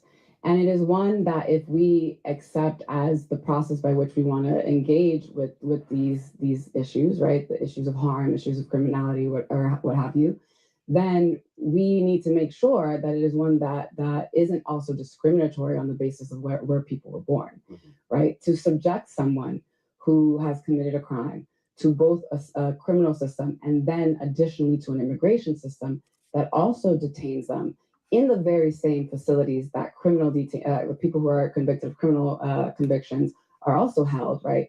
Yeah, nigga, because hopping over the fence is illegal. We got borders for a reason. The fuck you think we got borders for? Yeah, they're being locked up with the same people who commit a crime. What? Exactly. He just like street media, another dummy sitting up here who's not even FBA, meat riding FBA. Can't make this up. The fuck you think entering somebody's country is? I can't get on a boat from Florida and just ride into Cuba. It's close, but I still can't do that. I can't just. I knew he was from Florida. I knew it. Ride into Puerto Rico. Can't just ride. Well, I can ride into the Bahamas. Well, even the Bahamas still got places that you can't just pull up. Matter of fact, leaving out of Florida shit. I can't go to Mexico and do that shit. The mafia gonna be waiting right there for my ass right when I hop that fence. So I'm not understanding how this is not a crime, but I understand what she's trying to do. It's group economics and they're playing team ball. The Haitians do it down here in Miami. They look after each other. They get into these political seats and then they set up these little shops for them specifically. They don't do anything for Black Americans. They do something specifically for Haitians, and they umbrella it. My bad. We gotta speed you up, hood dumb. We speeding you up, and we about to get off this because again, we're gonna let the sister talk a little bit more, but otherwise than that, we getting off this. Once you finish covering what she's saying, we off this. They cover it over the term Black. We as Black people, but you did something specifically for your ethnicity. Immigration doesn't do anything for Black Americans. I don't see how I benefit off of it. I don't see where. Immigration is definitely a benefit because the Black community in America is shrinking. Most of our growth is coming via immigration. Like every year, the native Black American population is getting smaller and smaller and smaller, but the Black population total is growing. You know how that's happening? Because of immigration. Definitely a benefit. It helps Black Americans. Half the time, these people don't even know our history or what we even built in America. So how can I trust that you're going to look after me when you don't even know my history in America? You don't know what you're looking out for if you were looking out for me. You don't know my history. A lot of them are very ignorant, or they know and they choose to still look after each other. And then deported. And all right, let's slow it down again. So, because sister talking. Ripped away from everything they know and love. That is also punishment. And that is punishment not on the basis of the crime they committed, because they already served their time when they were processed through the criminal system. It is double punishment. And if we truly believe that double jeopardy is something that is unconstitutional, something that is unethical, something that is against. All right, that's enough. This is why delineating is so important. Someone said, write a letter to them FBAs and seats. Nah, we just delineated from niggas. We're going to keep smashing all y'all. Yeah. Exactly. They never bring that up because, again, the majority of waves of immigrants we ever had in this country all come from American wars overseas. Remember, since she's Dominican, when did we get the first big, true, like, pop off the modern big Dominican wave? When America invaded the Dominican Republic during the Vietnam War. Most people don't know that. I think it was during the Vietnam War. America had also invaded the Dominican Republic, and that's how we got a lot of these Dominican immigrants here. Just like America's war in the Philippines, that directly led to us having a Filipino population in America. Our Iraqi population. our Somali population, our Afghani population, our Korean population, our Vietnamese population, our Cambodian, our Laotian populations. Where do they all come from? Our Puerto Rican population. How did all these people get into America? How did this happen? I know this year I done made being Haitian so uncomfortable for a lot of you Haitian niggas. Me, myself, I done made Haitians uncomfortable in America. Yeah. How you make Haitians uncomfortable in America? Anybody who's uncomfortable being in America because of something hood dumb said need to be re-educated and be ashamed of themselves. Wonderful perspectives. Let me see. I can't really see. I think that's what it says. Yeah. This, of course, it reeks of hate speech because it is hate speech. This is hate speech. FBA is a white nationalist psyop. It is a white nationalist psyop. I got to keep saying that to people. FBA is not a lineage. It's not a people. It is a white nationalist psyop and a hate cult. This is what they do all day. This is what they do all day. It's a cult. Because I don't let niggas know that you niggas are not black. And all that trying to talk like us, act like us, you're not us. Nor do you know. You not us. Because you from Florida, but I had to guess that. Because you sounding a lot like a New Yorker. And you kind of dressing like a New Yorker too. Like, see, that's the game people want to keep playing. Most of y'all people around the country, black people around the country, y'all gave up y'all original culture. Y'all original local cultures, y'all gave that up to try to sound and look like New Yorkers. Especially anybody under 30. Y'all done gave up y'all original cultures. Y'all sound, y'all dress, y'all look like people from New York. Or y'all fuse New York with y'all culture. Y'all the biggest cosplayers. Accusing other people of cosplaying. Talking about y'all trying to look like us. No, they trying to look like New Yorkers. The same way y'all trying to look like New Yorkers. They trying to sound like New Yorkers. The same way y'all trying to sound like New Yorkers. And like I just said earlier, the closest thing to an ethnogenesis we ever seen with a black population in America after slavery ended, like Tariq be saying, is New York. We different from the rest of y'all in New York. In New York, we different from the rest of y'all around the country. Which y'all trying to sound like us. Y'all trying to talk like us. Again, 75% of what people think as blackness and cool that people trying to copy all around the world comes from New York. So I don't know why with all this cosplay and talk that people outside of New York is talking about. Our history. I don't got to write a letter for shit.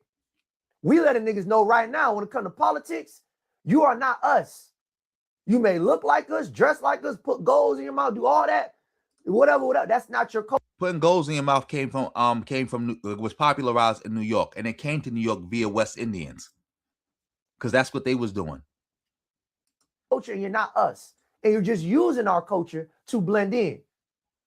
While you talk shit and look after your own people, your agenda is your people first, as it should be. Look, I'm not mad. Dominicans, Haitians. Yeah, we getting off hood dumb, but yeah, that's a fact. A lot of these people are just jealous of New York, because like I always say, New York is simultaneously the most loved city in America, and it's also the most hated city in America. Everywhere you go in this country, you can find somebody who loves New York, and you can find somebody who hates New York. Everywhere. But yeah, we getting off hood dumb, because that's enough hood dumb for the day. Shout out to everybody in the building.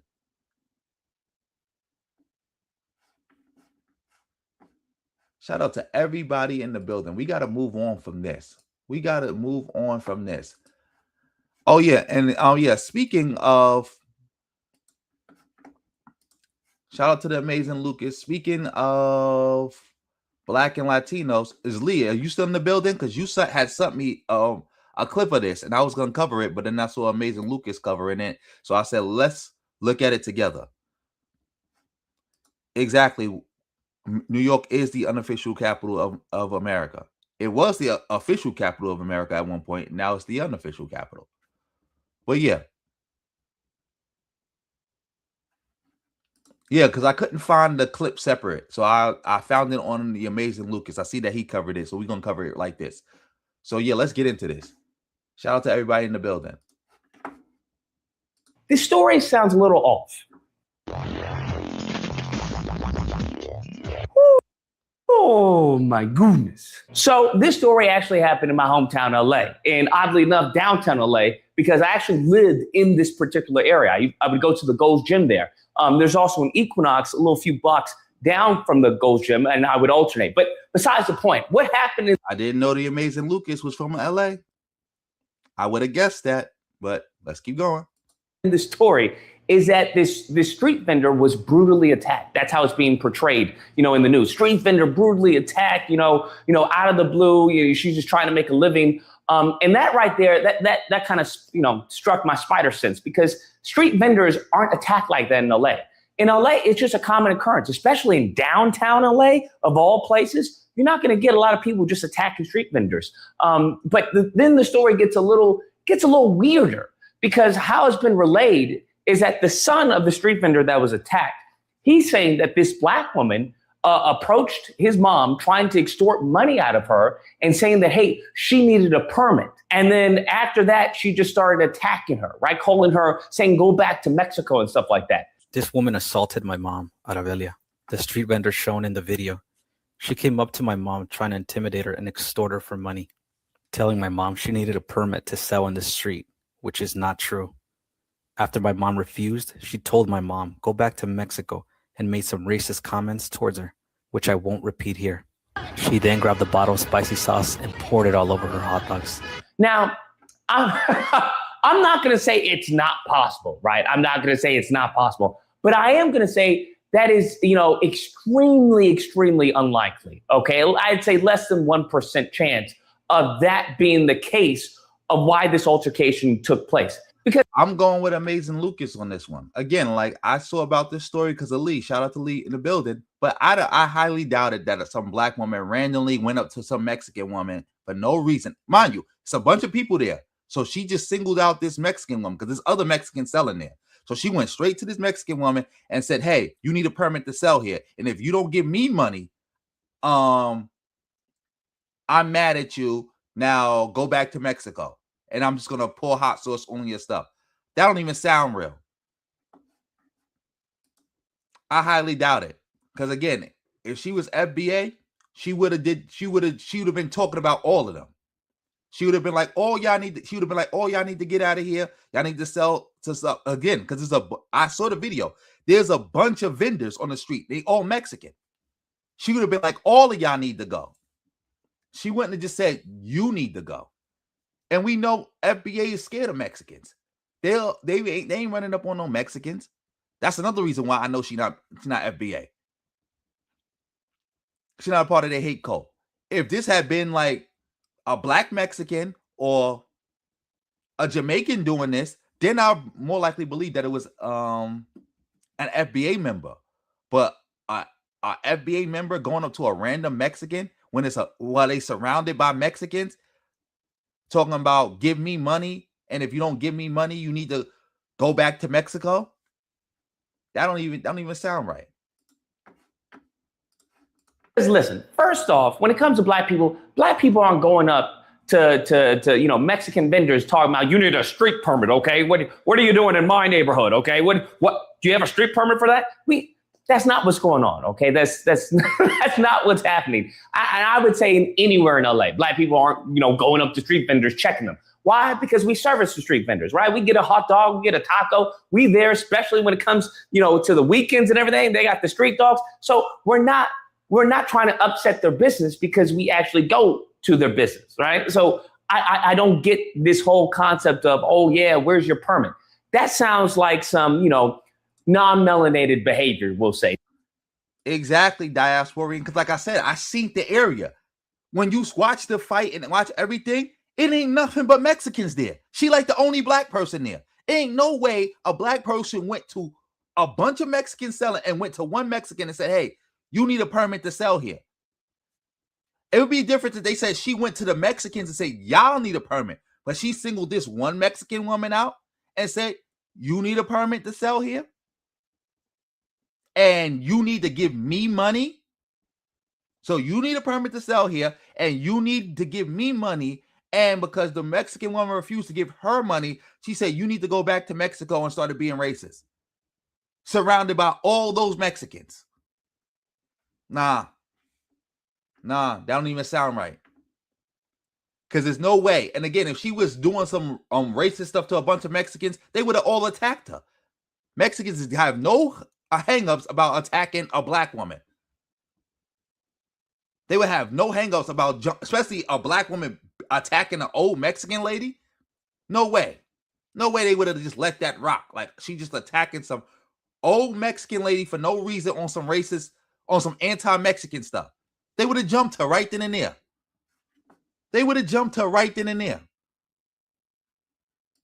Exactly. They would have jumped her right then and there. No way. I'm not jacking that. Especially in LA. That's what that sounds like. But that's what he says. And then to say to go back to Mexico, that's also just, spider sense, off, ringing. It just doesn't align with the typical black American out here in LA. It just doesn't align. It doesn't fit the MO. Exactly, mighty and strong. What black person is walking around trying to shake down Mexicans in not just California? We talking about LA, downtown LA at that. Like I said, you watch the clip, she's like literally like the only black person here. It's just nothing but Mexicans. Exactly, WT. Everybody know that. Mexicans would have jumped her quick. Ain't no way on earth Mexicans would have just let some one black woman attack a Mexican old lady like that.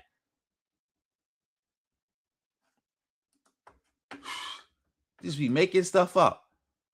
Of that. So when I heard that, I was like, something. There has to be something here. Because usually when there's any type of, altercation or dispute like that, it's usually over little stuff, right? You ask for a little more hot sauce and they tell you, it's going to be extra. It's like, bro, just give me a little more hot sauce, man. You didn't put anything on here. No, it's going to be extra. It's like, bro, give me a freaking bottle, right? Or something like that. Or, polo, they say polo, you ask for, a casada or whatever, chicken versus, I forgot, was it steak? Chicken versus steak, whatever, and they get the order right, like, no, I don't want this. Something like, right?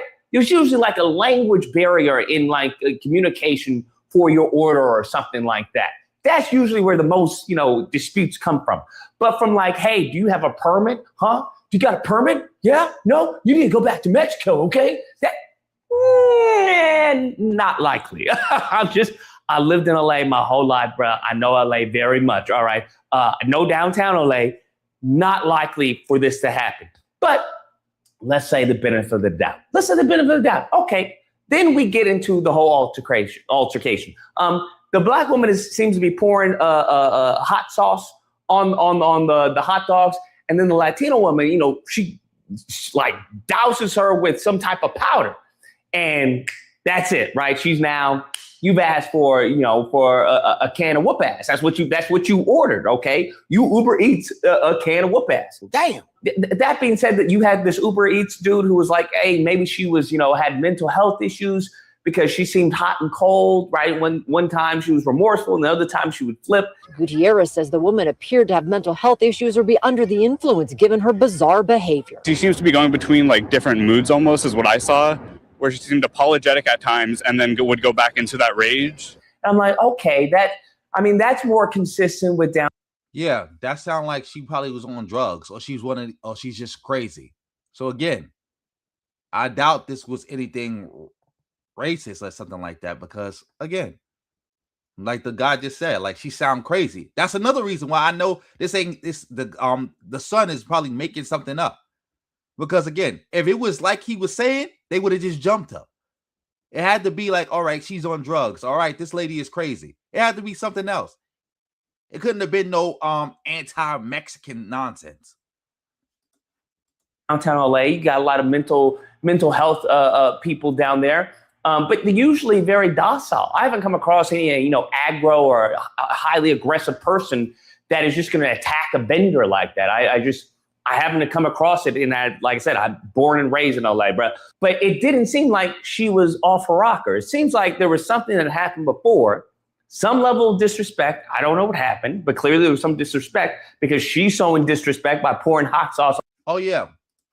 I did a little research into this story, by the way, and they said that the black lady, she's actually, I forgot to bring this up, she's actually half Jamaican, half Puerto Rican. And she said the Mexican lady said something slick in Spanish that she didn't know that the black lady spoke Spanish because she half Puerto Rican. I heard that somewhere. I don't know if that's true. I didn't look into that claim, but I heard that's what popped this whole situation off. And that sounds more likely. That's why nobody jumped in to help her, because she probably said something crazy in Spanish, and then that's why they started going at it.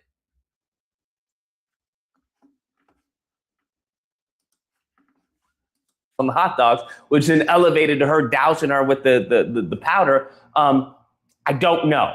But I want people to understand this is what I'm not saying, because I know there's going to be people like, so you're justifying this, Lucas? Huh? You're just taking up for her because she's black, isn't it? No, that's it's not what's going on. Calm down, little Timmy. Obviously, her reaction is is egregious, right? Her reaction is pretty insane. Like you put hands on an old woman like that, and there seems to be a reoccurring thing with a lot of these stories, which is, hey, you need to understand that not everybody is going to react the way you want them to react. Because it reminds me of the whole like Jim Carrey skit where he's like, okay, hit me. And she goes and hits him. And he's like, no, you have to hit me like this.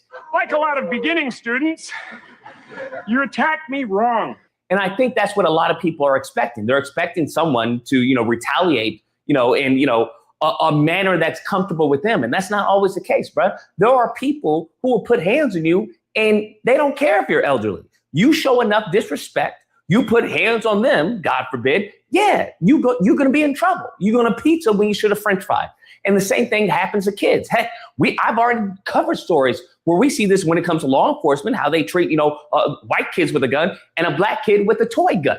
So when we talk about Tamir Rice. So there are adults like that out of uniform. They don't care, if it's a kid. They'll put hands on them. So you have to be wary of your surroundings and understand that not everyone's going to respond in a proportionate manner. It just is what it is. He's out of line, but he's right. So in this case, yeah, what she did is crazy for an old woman who can't defend herself. But you also have to take that into account when you go and douse them with powder. All right. I'm just letting you know. What they have done since is they've done a GoFundMe. She's raised over $100K. So there's a benefit of that. One thing that irritated me is that the son was talking about, oh, it's completely legal to vendor on the sidewalk without a permit. No, it's not. No, it's not. No, it's not. In LA, you can't vendor on the sidewalk without a permit. We actually had that not too long ago where they did a crackdown in downtown LA. It was crazy. It was right by where I was living. They did crackdown. They cleaned up the whole street. They're like, you gotta go. So no, it's not legal to do what she's doing in LA without a permit. But the point of the matter is that, it's so frequent and so everywhere. It's ubiquitous in LA that, the police usually turn a blind eye. And, most of the police are Latino anyway. So they're going to, hola, está bien? Oh, yeah, I just looked it up. It does say that the black woman who did this, she did say when they asked her why she did it, she said because the lady refused her service. And she said that she was refusing her service because of her race. So she said that the lady did something Mexican, or a Mexican lady did something racist to her first. And that's why she poured the hot sauce and stuff on her food.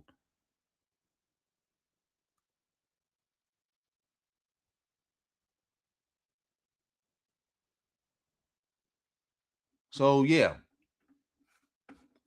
So I don't know which one is true or not, but yeah, that sounds more likely to be true if you want to ask me.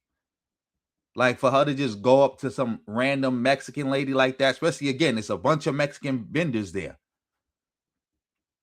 They most likely, if that son story was correct, they most likely would have just jumped her right then and there. They would have just jumped her right then and there. It's more likely the other story is correct, but who knows? Shout out to everybody in the building. Okay, adios. Right. I mean, it just is what it is. You can't fault them for it. You know, familia is familia. Now familia's got a badge. Mr. Superman, no here. Well, we're looking for a missing. I know. Mr. Superman, he no is here. But yeah, I think the story, I would like to know what caused this. Not that that's justification for what she did, for the assault, but I'd like to know the truth. I think is that so much to ask for, Brett? Instead of these narratives, because we're obviously painting a narrative here. A black woman attacking, hardworking Mexican who's just trying to earn a living and threatening them, telling them to go back to Mexico. I'm just like, I don't know, man. When you see certain things like that, once you become a part of the League of Shadows, right? it's you don't get shocked by theatrics. You don't get shocked by the narratives that are being pushed and forced. So it's just like, okay, yeah, I get what you're doing, but what actually happened here? That's all. Yeah, I don't know about the part about her being Puerto Rican, half Puerto Rican and half Jamaican. I heard somebody else say that, but I did look it up. The black woman is definitely claiming that the Mexican lady said something racist to her. And that's what set her off. Definitely. That's what she's saying. That's what happened. And that's more likely to be true than she just randomly attacked some Mexican woman, asking for a permit and telling her to go back to Mexico and demanding money.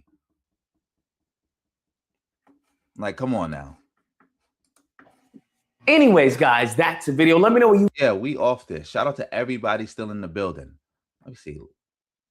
Matter of fact, what should we move on to now?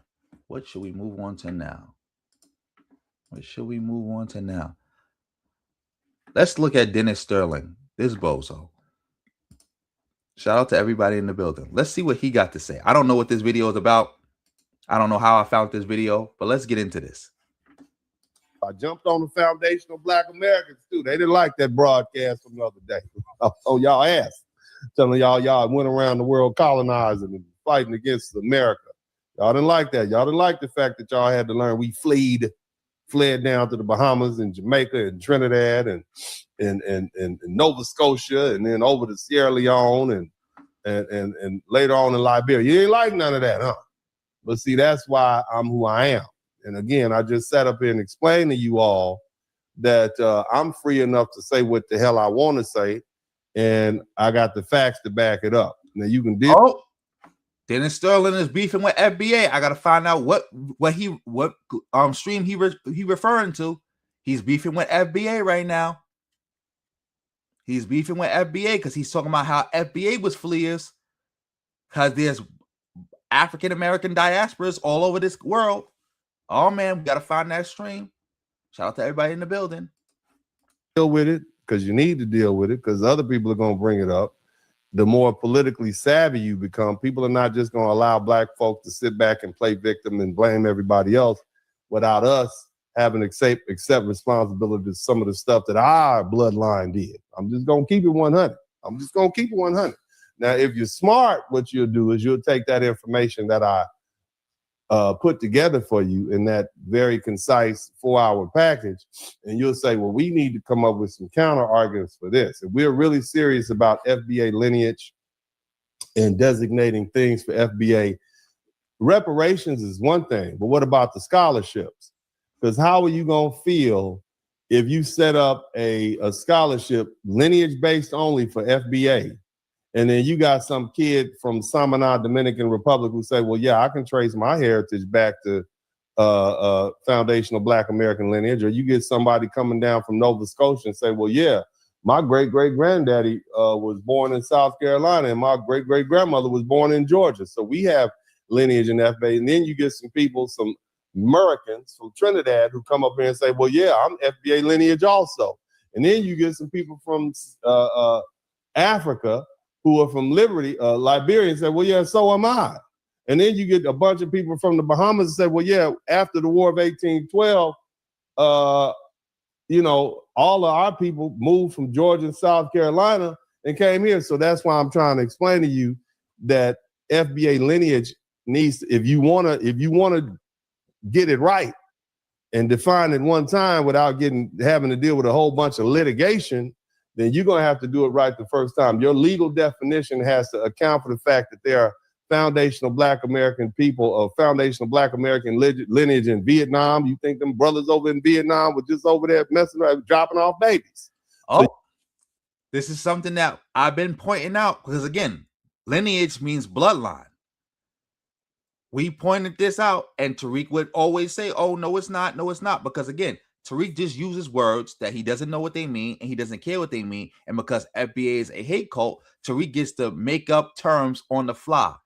Like, how many times have we called them out for using terms wrong, or saying this, or saying that, or saying, well, if you said this, if you're saying A, then also B has to be true. See, this is what happened, Dennis Spurling. You trying to interject some intelligence into a hate cult, and now everybody's just going to call you a tether. And now everybody's going to say, well, you trying to muddy the waters with the lineage. You don't know what a lineage is. You don't know what you're talking about, even though what you're saying right now is 110% facts. Because if you're calling FBA a lineage is what? A bloodline. And it doesn't matter what invisible line on the map you was born around. Just like when Tariq was saying Drake is not FBA. Again, he was saying that the clout chase behind a song, they not like us. When if Drake is not FBA, then FBA can't be a lineage. Because Drake's father would be quote unquote FBA. Drake grew up and spent a large swath of part of his life in America. Like, he spent the majority of his life in Canada, but he spent a good amount of time in America with his father. Even if he didn't, a bloodline is a bloodline. But let's keep this going. You are going to have to make sure that definition, that legal definition, is lineage-based, but also continuing presence in the United States. And that's why I did it the way I did. You're supposed to not like it, but if you don't like something enough, it'll make you think about it. You see, and that's what I do for my people. I force you to think about these things ahead of time. Again, as I say in my books, the best way to get somebody's attention is to punch them in the mouth. Hey, come here for a minute. Come here for a minute. Come here. I got somebody. Look, son, don't come with that. That scares me. That's the bad luck way. Don't come that way. Come around this way. Come around this way. Look. The internet, come down here. Look, this is my son. Hi. Now look, you can't keep running around with that dry ass Jerry curl. Okay. Because the internet now thinks that my children are Dominican. They think your mama's a Dominican woman. Oh. That's what they think. No, my mom's just regular Black. She regular Black. African American. She African American. She from Africa? No. Okay. Where's she from? Well, don't tell them. These niggas is look her up. I tell them. His mama is from the Ninth Ward of New Orleans. Okay? And that's the way they look. Look at that. See that? According to Tariq, New Orleans people are really Haitians. And like he said, Louisiana is a Caribbean satellite. So keep going. Now, on this particular case, in my opinion, he get his hair from me. See how that is? If I put a little water on it, it'll look just like that, curly. It ain't gonna be like that. That's a dry ass 1989 Jerry curl like that. That looked like you was sleeping on the pillow on both sides, okay? But I just want everybody to know that he told you that you or your brother is either one of your mom, because they told Dennis his mom. Oh man, yeah, you're right, Hood Mistress. Brainwashing his son. His son got it right, and now he here getting it wrong. Can't make this up. Can't make this up. Mama was white. No. And y'all got the same mama. And now they're telling you that your mama is Dominican. Okay, that's what they told. That's the internet. That's what the internet said. And the internet told me my mama was white too. Oh. They told me Gloria Jean was white. Goddamn. The internet is, I mean, I'm just saying. But you gotta do better, man. They think you're a Dominican. Oh. This nigga, I mean, this young, handsome, this young man is too big to be a Dominican. He's big as hell. Show him your baby muscles. Show him your look. Look at him swole out there, boy. Look at him out there swole. I wish you better, you know what? Let me tell you something. Come back down here. So we was over in 5th Ward at the church. Oh man, we not doing this. I don't know what this is about. I don't know what this turned into. We came out to church. I'm speeding this up. Shout out to everybody in the building. We speeding this up. We not. Matter of fact, I'm skipping past this. Raw. You remember why I did that? Yeah, to like get us accustomed to our culture.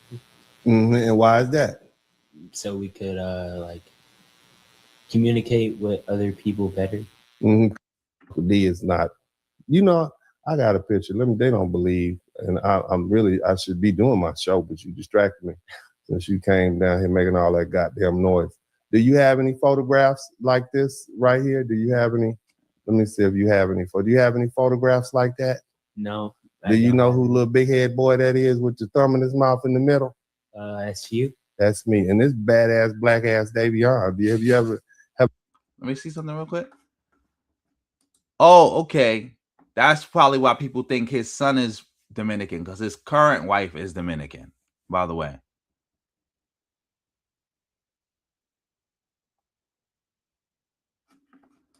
Of course he's teaching his son how to be an idiot. He probably, no, so crazy. He probably told his son, like, listen, I'm going to bring you on. I'm going to need you to say a bunch of stupid shit because I'm teaching these stupid people stupid things. So, yeah, you're going to have to play along. Yeah, that's probably what happened, if you want to be real. Yeah, and this is more colorism crap. You definitely right about that. More colorism. But again, that's what FBA is about. That's what it's about. Matter of fact, I'm gonna finish this up. Have I ever told you about badass black ass Davion? No. Let me see. That's my grandma with the wig. Give me the good picture of grandma. Isn't it? Yeah, now I'd have whooped your ass back in the day, man. Square ass nigga. I'd have whooped your motherfucking ass back in the day just because you look like a square ass nigga. Okay, don't you ever in your life think, I don't care how many black belts. Okay, about none of that, homeboy. Wish you would run up on me. I'm a real boss pimp up in there. Black. Wish you wouldn't. He might whoop my ass. He's a killer. Let me tell you something. Roman got 2 black. He got what you got? I have 2 black belts in Shotokan, 2 in Kung Fu, and 11 years of experience in Jiu-Jitsu. Nigga, scrapping ass motherfucker. Okay, excuse the language, son. You not an MF, but he whoop your ass. I done watch him whoop some grown ass men. I'm like, damn.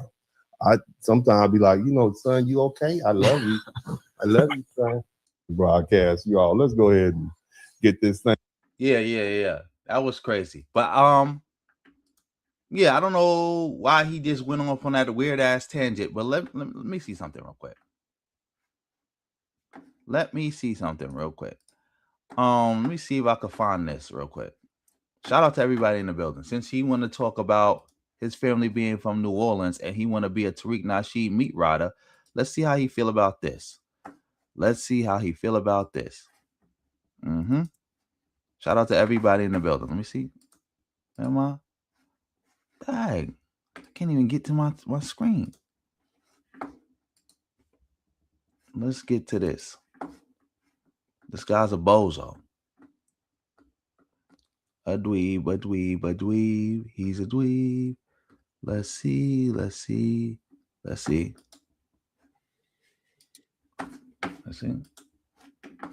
Here we go.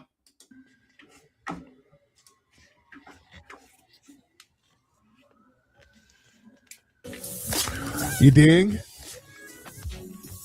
Somebody said New Orleans had twerking, but remember, New Orleans, that was a satellite for the Caribbean too. That's a major satellite for the Caribbean because of the French. You dig? So we're calling.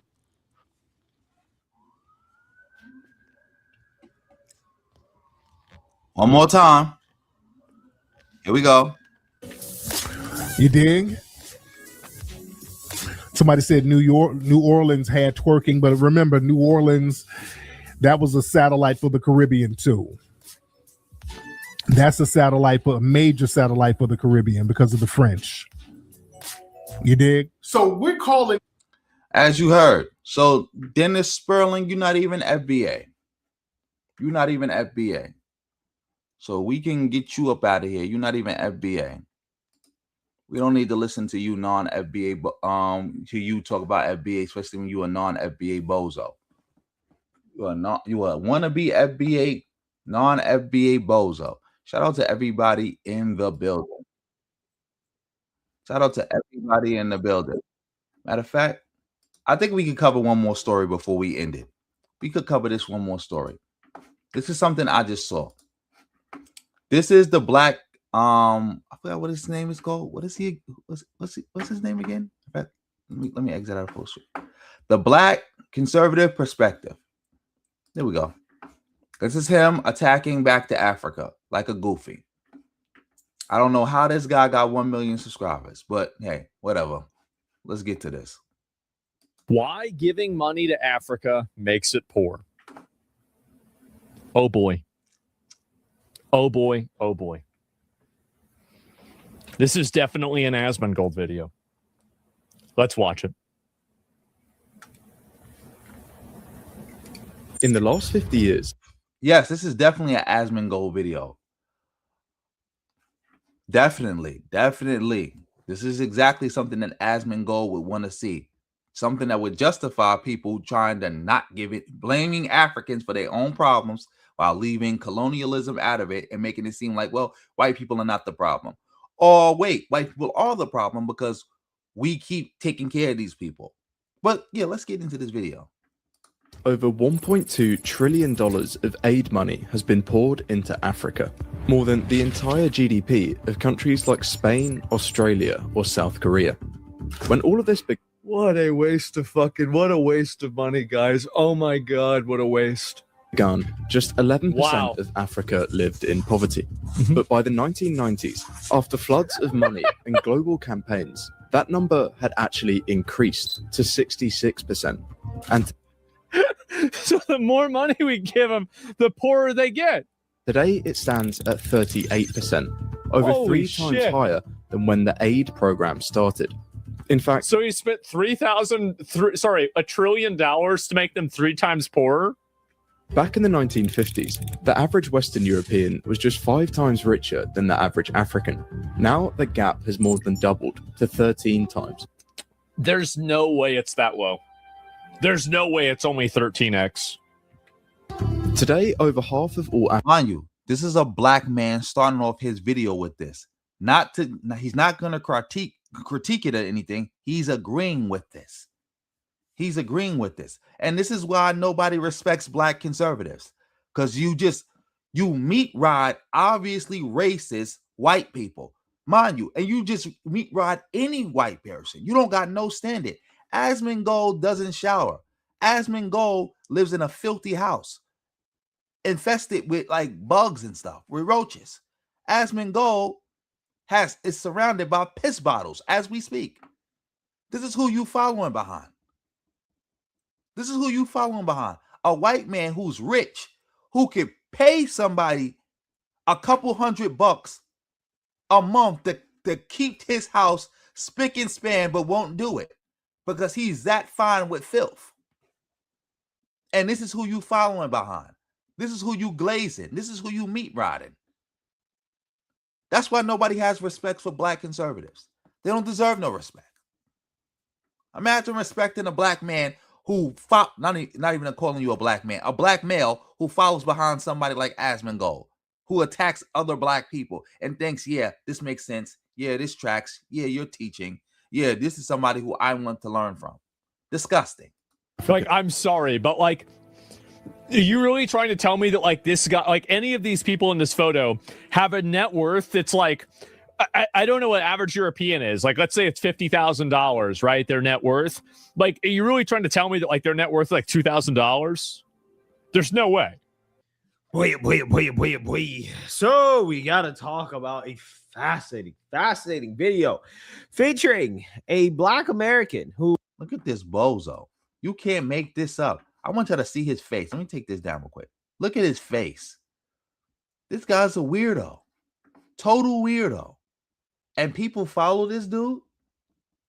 I know he doesn't have a real following. It's just a bunch of racist white people who just support him because he says a bunch of racist stuff. And they could be like, well, I'm not racist. Look, I just got this from the black conservative perspective.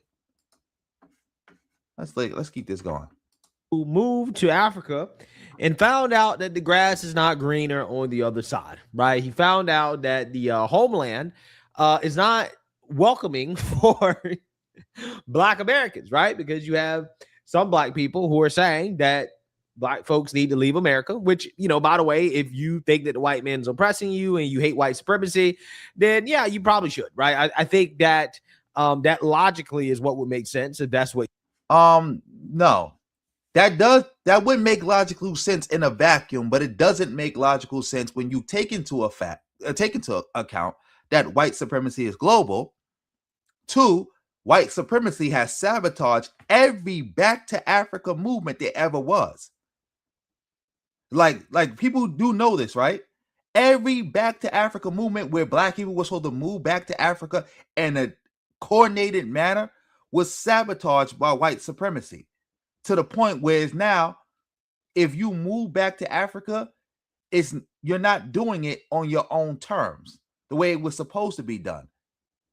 And you got to do it as individuals. We can't do it as a group. And again, white supremacy is global. The white supremacy you're dealing with in America, you're going to have to deal with it in Africa. But you would even have to deal with it more in Africa if you're not careful, if you don't move correctly. But yeah, let's let them keep going. You actually believe. And there's some people who do get up and do it, and they do move to Africa, and they start to realize that living under the white man is much better, right? It's a much. Not true. The majority of people who move back to Africa do not want to move back to America, or they do not complain about Africa. See, this is cherry picking. This is a cherry picking fallacy right here. But y'all will quick to highlight people who say I moved to Africa and I had a bad experience, but you're not bringing up the people who moved to Africa, who's still in Africa, talking about how they have a wonderful experience. You do know the majority of black people who move to Africa don't move back to America, or don't complain about their experiences in Africa. It's just like when I saw a video where somebody brought this up, it's so true. When people love to highlight the immigrants who come to America, talk about how great it is and how much success they found in America, but they never talk about all the immigrants who move to America who don't find success.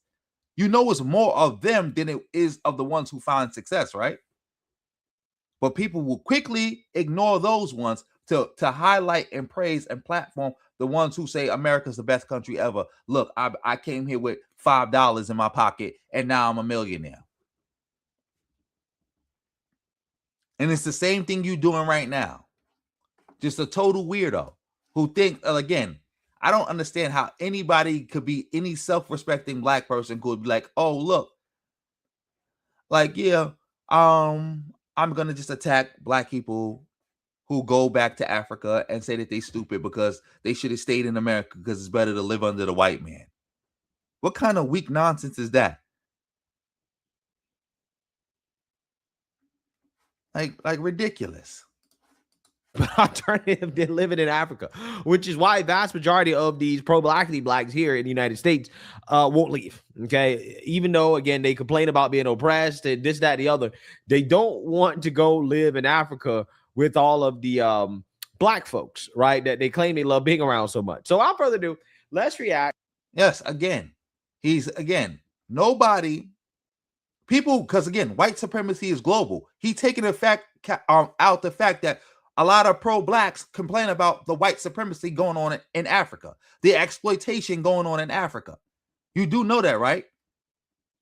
A lot of pro-blacks talk about how the CIA, America, assassinated all the African leadership, helped assassinate or either overthrow all of them, and install dictators, puppet dictators who let America come in and rape and rob and loot the land. Just like you showed that video of Asmongold talking about all that foreign aid being poured in America.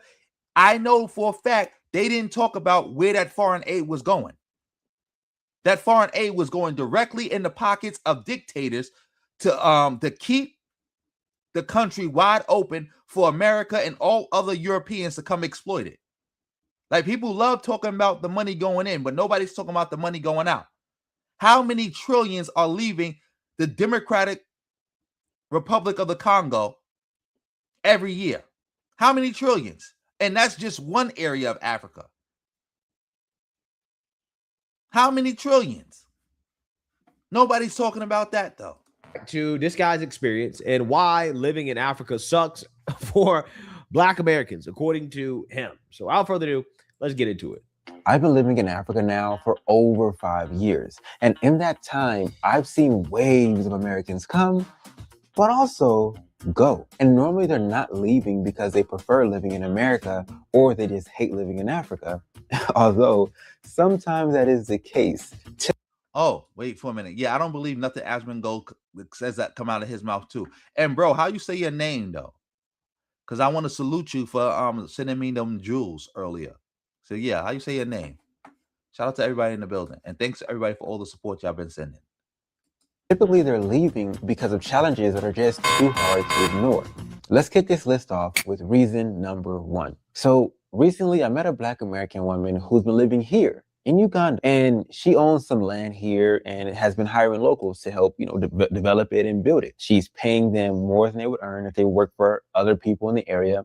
She is paying them on time, which is super, super rare here in Uganda. And then number 3, she hires like local women in the area to cook for the employees so they can eat while they're working. The workers keep stealing from her. They take the tools that she buys and they go to town and sell them. She buys 10 bags of concrete, but somehow only 6 of them end up on a work site. So now she has to watch everyone like a hawk. This brings me on to reason number 1, why many Black Americans leave Africa is, they feel like they're at a constant disadvantage. Most Africans that I've met believe that Black that happens everywhere. If anybody who worked in construction, if you know, stuff is constantly going missing. There's constant cost overruns. People are constantly stealing off the work site. Sometimes it's the employees, sometimes other people coming up there stealing. That's just something you got to deal with. If she was doing that same business in America, she would be dealing with that in America. That's something that's constantly happening. Shout out to you, WT, for the fire emojis. Exactly, Damudino. Never.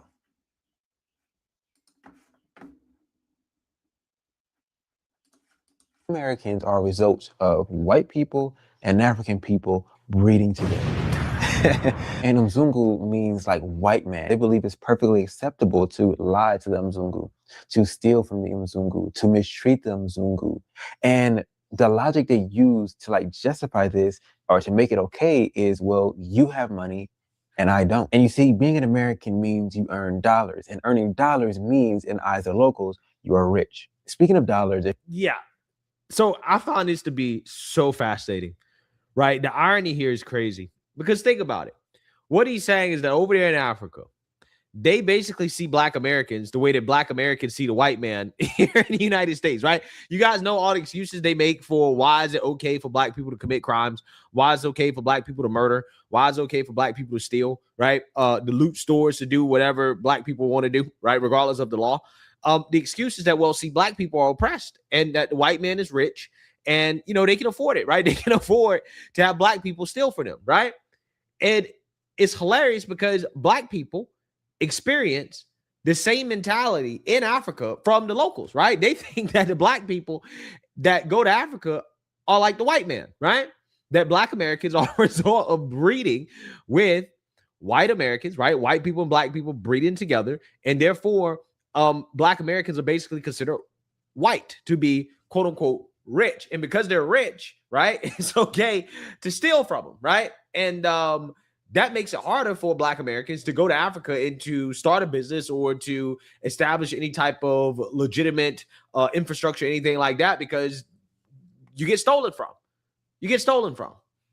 And it is likely in Africa that there's not that much that you can do about it, right? To be honest with you. So it turns out there's no racial allegiance in Africa, right? Not to Black Americans because we look alike, because we got the same skin color, whatever. They're like, nah, you're a foreigner, right? You're a foreigner. You're not from here, right? You're not one of us. So therefore, it's okay for us to scam you. Again, it's just pretty funny how that works. But yeah, I mean, essentially, Black Americans are trying to establish that type of society here in America. Right. And we can see where a lot of these people get. Why this nigga keep giggling like a little hoe? And on top of that, again, this is just one person. This is just one person. Like again, I'm with you on this one. diasporian. I just feel like this is just mainly lies. And even if there is some truth to it, this is not universally true. Because like I said, the majority of people who move to Africa stay in Africa. The majority of people go visit Africa and come back don't got no complaints about Africa. Like, I think he's blowing this out of proportion. No, I don't think. I know. But yeah, let's keep this going. Get it from Egypt, a country I lived in for over 3 years. I have residency, I have a national ID, I got a motorcycle. I could go back to Egypt right now today and be overly sturdy. But where I am right now in Uganda, I'm doing that whole tourist visa nonsense that I just told you about. Now, why would I leave residency to come deal with the tourist visa nonsense? Enough said. But I really do hate all of that like tourist visa nonsense. And so I decided to have a sit down conversation with a high profile immigration lawyer here in the country. And the biggest takeaway from the meeting is that I qualify for one visa, which is the business visa, and it comes at a cost of $7,500. Now, that same week that, we had the meeting, as I'm thinking through, what do I want to do? We had a 16-hour power outage in my area. So that brings me on to reason number 3, why many Black Americans decide to leave Africa, and that is there are better options. You see, of course, I'm not going to pay $7,500 for a piece of paper that lets me stay in a country that doesn't even provide me with stable electricity. What you end up doing is you look for other options in other countries, and you find that there's way better options. For example, in Paraguay, all I have to do is go there with a birth certificate, go there with a background check from the FBI, and they're going to issue me a 2-year temporary residence permit. And after those 2 years, I get a 3-year residency permit. And after those 3 years, I'm able to apply for citizenship. If you want to get citizenship in Africa, you basically have to figure out how to walk on water, because you need to be doing miracles. And to make things even crazier is like, with these places that are offering you easy residency, easy citizenship, the malls are nicer, the roads are nicer, the quality of life is better. You can fly around the continent of South America for $50, $100 from country to country. The truth is, I'm in a very unique position in life. Yeah. So basically, what this guy is saying. Yeah. So basically, this guy is just basically a tour. Somebody who's basically here to sponsor. I'm not saying basically being sponsored by. Probably being sponsored by some Latin American country to sit around and promote Black people go move to Latin America and bring that American dollar to Latin America and leave Africa alone. Because I'm pretty sure he's probably sitting in Costa Rica right now, or in Colombia, or Paraguay as we speak. So yeah, this might be him saying like, yeah, y'all need to come leave Africa alone. There's nicer places. Like all that money y'all spending in Africa, you could go get more bang for your buck right here in Latin America, right? You could get more bang for your buck in Egypt, right? Yeah, go to Egypt. Don't be visiting Ghana. Why visit Ghana when you could go visit Egypt? With this reason is that Africa lacks the infrastructure, aka it is a shithole, right? And they basically make you jump through hoops in order to live in a shithole as a foreigner, as somebody who is looking to invest in Africa or to stay there for a long period of time. They make you jump through hoops in order to actually stay.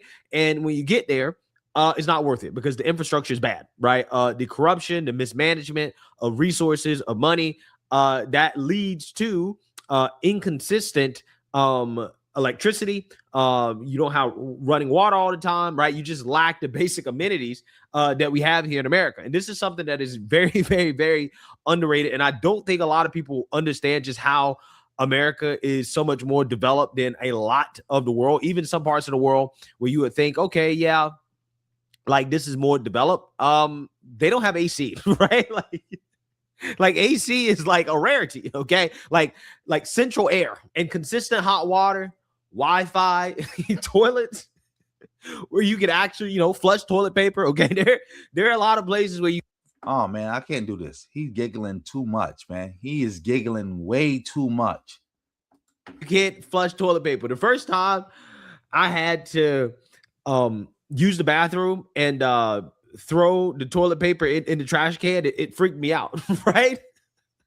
I was like, do I seriously have to put dookie paper in the trash can? What is this? I felt like a savage. I was like, people can't live like this. Like, people are not really living like this, okay? Well, you have to throw nasty dookie toilet paper in a little bucket beside the toilet because the plumbing can't handle toilet paper, right? It can't handle toilet paper. But yeah, that's how people live. Washer, dryer. Wait, time out. We got some support. Shout out to JP Perkins in the building, coming through with the 5. You said this, the black guy's talking. He's Eddie. He's married to a Ugandan woman, and he always promotes moving to Africa. So maybe this bozo, Black Conservative Perspective, is misrepresenting him. Because you know how you can edit somebody's video and take it out of proportion, and you can misrepresent what they're saying. So maybe that's the case. Because again, I'll trust you on that. Shout out to you for the donation. Also rare. Okay, people still using clotheslines. They're, drawing their clothes outside, right? It's a real thing. Okay, it's a real thing. And this is something that, again, a lot of people don't realize, how blessed they are to live in the United States. And the fact is that even some of the poorest parts of the country, we have these basic things like central AC, internet, consistent electricity, running water, hot water, right? I mean, a lot of people really take this stuff for granted. What we have, even in the poorest parts of the country, we have it consistently and we have it reliably. In most poor parts of the country, we have these basic things. But in some countries, and I guarantee you it's a lot of these African countries where this is true, yeah, you can live in the middle class or even the upper middle class or rich parts of the country or the town or whatever, the city, and you're still not going to have consistent electricity. You're still not going to have consistent internet, consistent hot water. You're still not going to have those consistent and reliable basic amenities that we have here in the United States, even in the poorest parts of the country. And that's why a lot of people don't understand. They really don't realize that when you go to a place and you live there for an extended period of time, I'm talking about like longer than a couple of months, right? You really get to understand how people live. And as somebody that has money, right, as an American over there, you can't escape some realities, okay, of just bad, shitty infrastructure, right? So that's basically what this guy is talking about.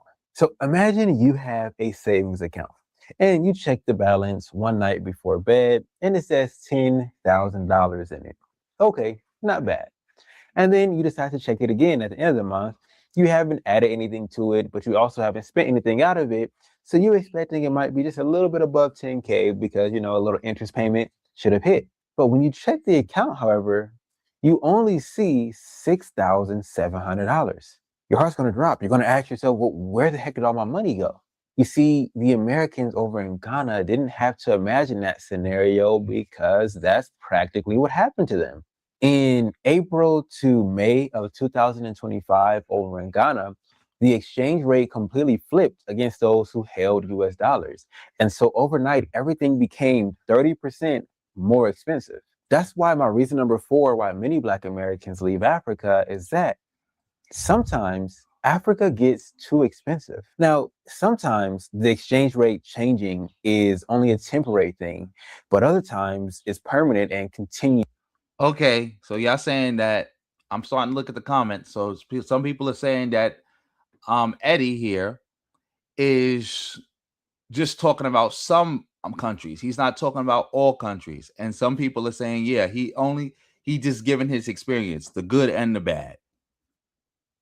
So yeah, I might have to check out Eddie for myself, because it's like, again, it's obvious that this is being edited, and this is by a bad faith actor who's also a bozo and an idiot. So it could be that he's just highlighting all the complaints he's doing and none of the good stuff he's saying, just to try to make Africa look worse than what it really is. Because again, as far as I'm hearing, he's not saying all of Africa. He's naming certain parts of Africa, like he's talking about Uganda. But yeah, I got to look into this more myself. And some people are saying that he's definitely a bozo. So we got to look into this. I got to look into this. Shout out to JQ Perkins for sending the 5, so I know who this guy's name is. He's Eddie. So I'll look him up. Thank you again for the support. Let's go. Used to get worse. And so many people have like this false concept that Africa is cheap. And Africa is only cheap if you're going to live like a local. But for those of you guys who are watching this video on your 55-inch TV screen or your brand new iPhone, you're not ready to live like a local. And so Africa will not be cheap for you. You're not ready to not have a hot water heater in your home. You're not ready to take showers with a bucket. You can't stomach eating these same 5 foods in very similar combinations every single day. You're just not cut out for it, and neither am I.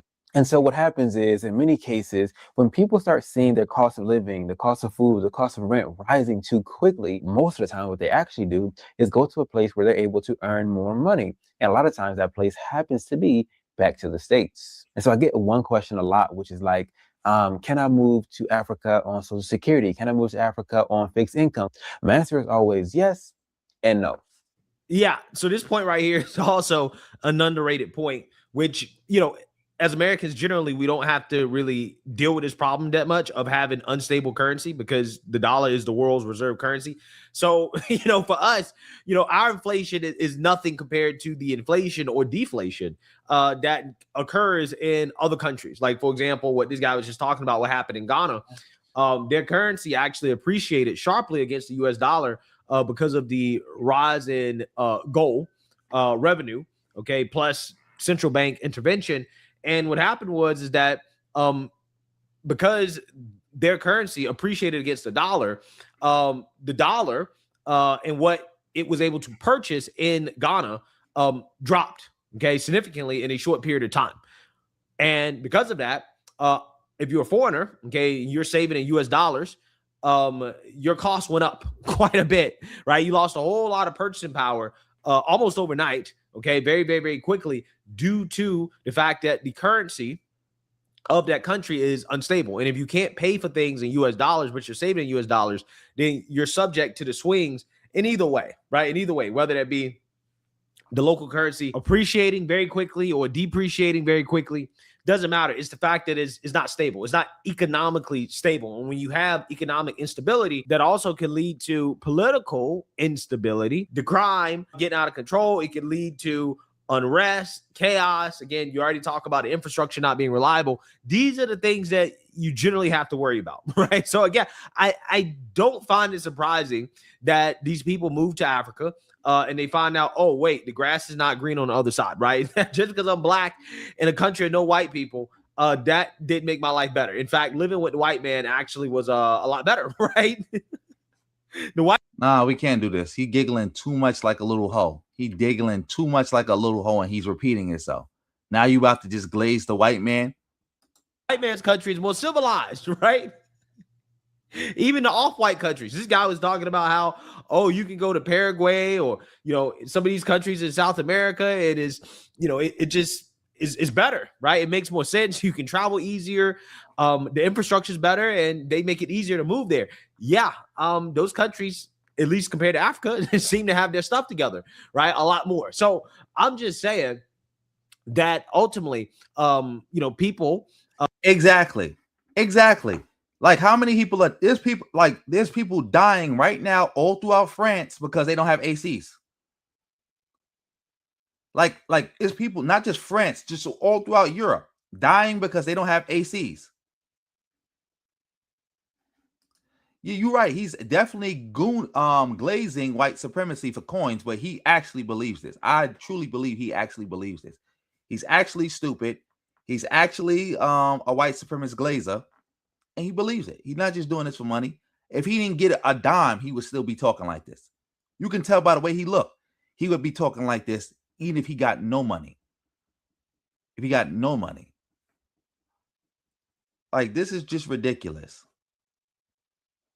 Like, all this hate for Africa. Like, really? Move over to Africa and they find out the grass isn't green on the other side and they have to move back. And, you know, unfortunately, people have to get what they ask for in order to realize and appreciate what they have, right? People do not understand how blessed they are to live in the United States, to live in a country where we have all the basic amenities, even if you're poor. For the most part, you're living a lot better than people in some of these other countries.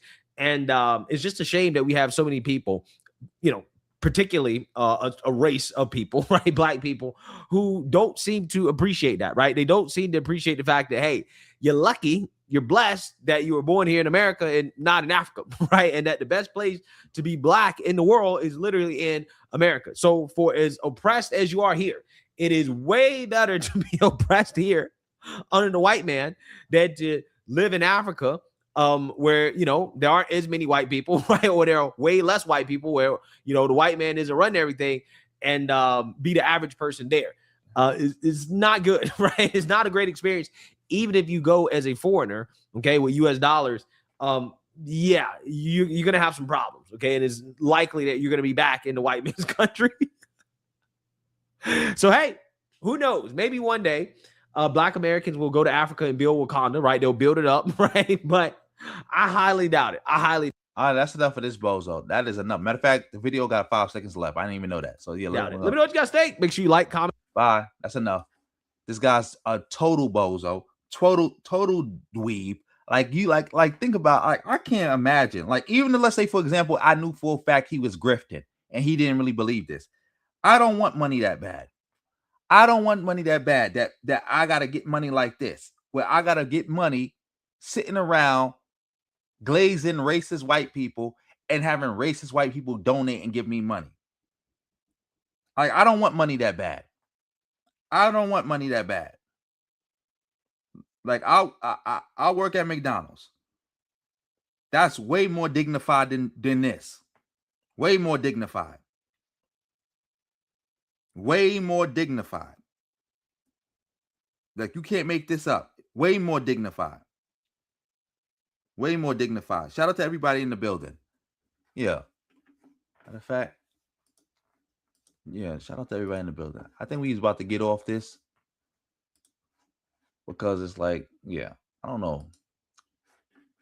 Matter of fact, we could probably do one more video. One more video. Shout out to everybody in the building. I just saw this. Tariq is supposed to be educating a confused Pan-Africanist. Let's see this. Let's see this. Mr. Greatness, hop on, Mr. Greatness. Man, what's going on, brother? How you doing, Greatness? You good? Yeah, I'm good. I'm good. Now, one thing I agree with you on is the Carmelo case. I'm 100% with Carmelo. Oh, yeah.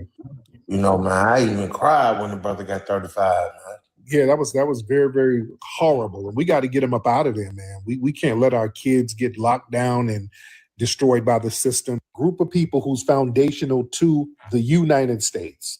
And that's only one group. Narrative now. But even that part of it is kind of irrelevant because we still had an ethnogenesis. Matter of fact, let me go back. Let me start this over because I guess I skipped too far ahead. Now I'll skip past the Pan-Africanist part. So we starting it back over from here, family. Let's go from right here. Greatness, hop on, Mr. Greatness. Man, what's going on, brother? How you doing, Greatness? You good? Yeah, I'm good. I'm good. Now, one thing I agree with you on is the Carmelo case. I'm 100% with Carmelo. Oh, yeah. Man, I even cried when the brother got 35, man. Yeah, that was very, very horrible. And we got to get him up out of there, man. We can't let our kids get locked down and destroyed by the system. We got to stand up for them. Now you're Pan-African now. What do you disagree with as a Pan-African? See, this is the thing, right? Like, when people ask me, what do I identify as, right? I tell them, I'm a Black American. You get what I'm saying? But, however, though, I still stand on the fact that we all of African descent, though. That's kind of redundant, though, because almost everybody on the planet is of African descent. Oh, so you do believe that, right? Yeah, everybody. I believe everybody came from Africa. Okay. Oh my God, this is crazy. This is crazy. Like this is crazy. Like so again, Tariq, what is your point? What is the point being made here? But I'm gonna let them talk a little bit more because maybe I'm cutting them off too fast. Okay, now I'm getting a better understanding because, bro, I hear some of these people that saying they FBA, they trying to say that, the beginning of human civilization is here in America. That Black Americans is the beginning of human civilization and everybody else come from us. You get what I'm saying? Like, a lot of people try to twist that narrative now. But even that part of it is kind of irrelevant because we still had an ethnogenesis. We had an ethnogenesis before the beginning of this country. So we were here at the beginning of this country. That can't be denied. Some of the other things can be argued. All right. Some other things, the origin of civilization, there's an argument there, but there's not an argument to the fact that there was a group of people who's foundational to the United States. And that's only one group. And that's us. That's either true or not true, right? Now that Not true. Not true. Not true. Not true. Well, yeah, keep going.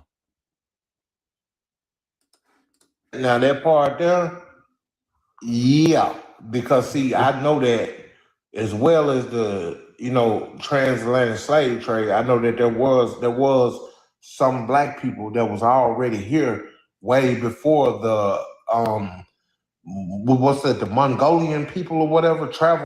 Oh man, I'm not doing this. This is some fake. Again, Tariq, did you pay this dude to say he was a Pan-Africanist? Because he's just agreeing with everything you're saying. He's agreeing with everything you're saying. So did you pay this man to come up here and agree with everything you're saying? Inquiring minds want to know. Shout out to everybody in the building. From the Bering Strait to come here? Right. So yeah, I'm already, yeah. I'm hip to that, right?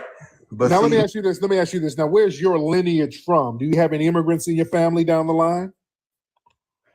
Man, I'm gonna say this, right?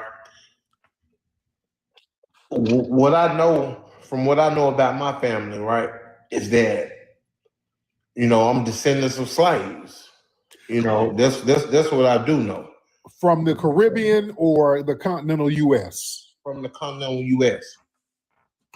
So you can trace somebody back to a plantation here? Yeah, no doubt. My grandmother, right, on my mom's side, she was 94 years old when she passed away, right? And she passed away in 2012. So she was still living right now. She'd be 105. Okay. Now, her granddaddy was 8 years old when the slaves were freed. Okay. You know what I'm saying? So yeah, no doubt. So, I'm jacking what you're saying, WT. This sound like a fake caller to me. So that would make them foundational to this country. They're foundational. Yeah. Okay, I understand what you're saying. But see, the reason why I don't be like really saying, what I'm saying, I just say, hey, I'm a Black American. You know what I'm saying? I don't go with the foundational Black American title because I've noticed that it seemed like to me like a lot of the people that I see that claim FBA, it's all about, being at odds with the people from Africa. You get. All right, this might not be a fake caller. This might just be a dude who kind of who just kind of like he kind of probably a Tariq fan, so he probably don't want to go in on Tariq, or he probably just new to the whole FBA concept. Let's let him keep talking. You know what I'm saying? And the people from the Caribbean. Okay, well then you shouldn't claim Africa because they're at odds with everybody over there. If that's your argument and your logic, they're at odds with each other over there in Africa like crazy, more than us. We ain't bopping each other upside the damn head. You want to see some people at odds? Go to Africa and look at the tribalism there. So you can't say that Black people ain't killing each other off in America. So gangbanging is not happening. Like we're not just killing each other off in America. Let's go. Foundational Black Americans are always at odds. We ain't bopping people upside the damn head. They over there strangling each other for the most part. So let's be very, very real. But see, we all know. But see, one thing that I do know is that the reason why Black people over here are at odds with each other, and also the reason why they at odds with each other, is due to colonization. Okay, that doesn't matter. That doesn't matter. That don't change lineage though. How did that don't matter? So if Black people in Africa being at odds with each other is a result of colonization and that don't matter, then Black people committing crime in America because of white supremacy, that don't matter. Black people gangbanging, killing each other, that don't matter. Racist white people controlling the industry to promote bad images to Black people, that don't matter. That don't matter. That don't change nothing. That don't change nothing. Racist laws, that don't matter. Who cares? Black people living under white supremacy, that don't matter. That don't change nothing. Keep going. When we talk about foundational Black American, it ain't got a goddamn thing to do with your ideology. Most foundational Black Americans are cool. It's 49 million foundational Black Americans. You ain't got to up and put on an FBA. Wrong. FBA is a hate cult. You only FBA if you claim FBA. That's one thing. Like, that's a term you just made up and you own. Also, there are not 49 million people who would even qualify as being quote unquote FBA. There's about how many? There's about 33 million people and shrinking. 33 million and shrinking. That would be the amount of people who would qualify to be quote unquote FBA if it was real. 33 million and negative. T-shirt. It's not a damn group that you join or quit. You either are or you're not. That's why we make a distinction. There are people who are immigrants who are Black Americans. So when you say Black Americans, you're talking about Obama. You just heard it, because people said I was lying when I said this before, when I said that foundational Black American and Black American is not the same thing. Not just because I know foundational Black American is a hate cult, but they are not the same thing for the same reason Native Black American and Black American is not the same thing. Because if it was the same thing, it would make no sense to put the modifier of Native there or the modifier of foundational there. Because if Black American is just Black American, why even put the foundational on it? I told people that. I'm happy Tariq just said that. We're going to bring that back. I'm happy I clicked on this video. Let's bring that back. Americans, you ain't got to up and put on an FBA T-shirt. It's not a damn group that you join or quit. You either are or you're not. That's why we make a distinction. There are people who are immigrants who are Black Americans. So when you say Black Americans, you're talking about Obama. You say Black American, Stephen A. Smith can claim Black American. You talk about Black American. Joy Reid is a Black American, technically.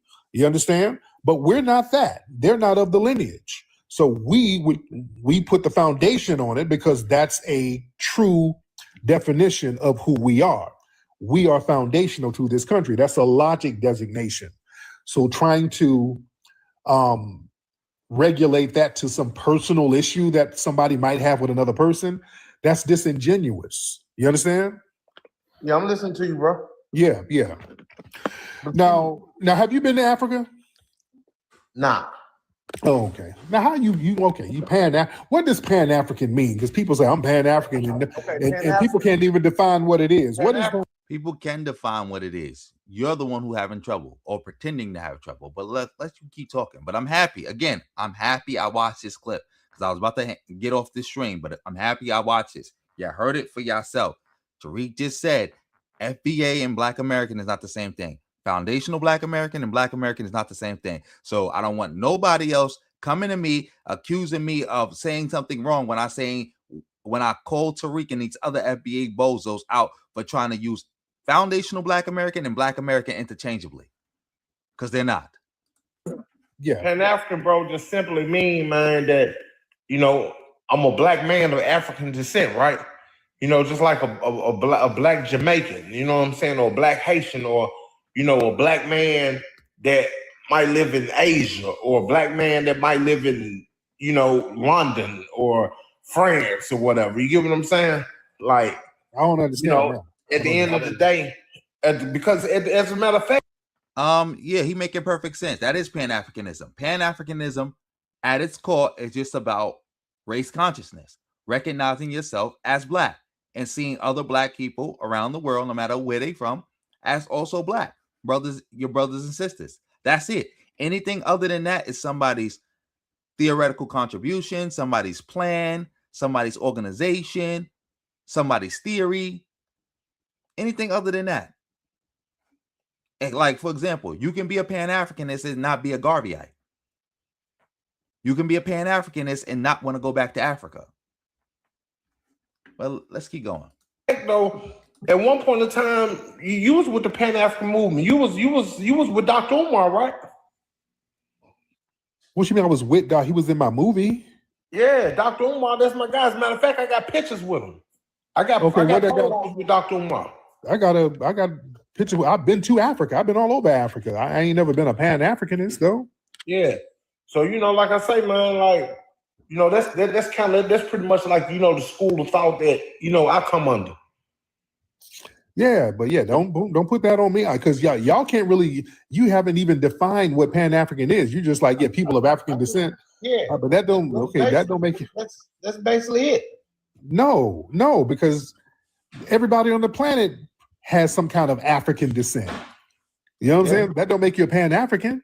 That's a lie. That's a lie. Like you trying to weaponize the out of Africa theory. And the funny part is, if the out of Africa theory is true, then you need to stop with the Aboriginal stuff. Because remember, the Aboriginal teaching is that the quote unquote black natives in this country evolved here in America. They have nothing to do with Africa. Their ancestors never came out of Africa. None of that.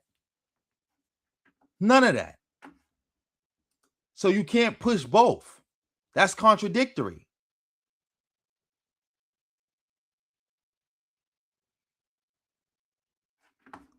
You said I'm wrong. How am I wrong? I'm going by what Tariq just said.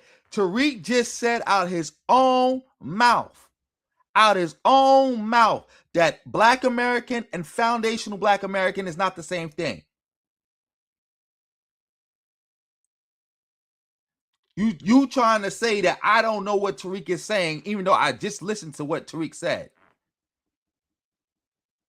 And also, Black American and African American mean the same thing.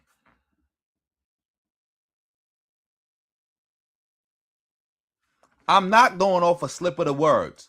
That's not a slip of the words. He repeated himself. It'd be one thing if he said it one time and moved on, and then he came back and corrected himself. He said that multiple times and gave multiple examples while using that. And again, Black American mean the same thing as African American. Like, you want to go down the list? Colored mean the same thing as Negro. Negro meant the same thing as Afro-American. Afro-American meant the same thing as Black. Black meant the same thing as African American. African American mean the same thing as Black American. It's referring to Black people in this country. It's referring to, people in this country who have Black blood. You see how I just clarified that?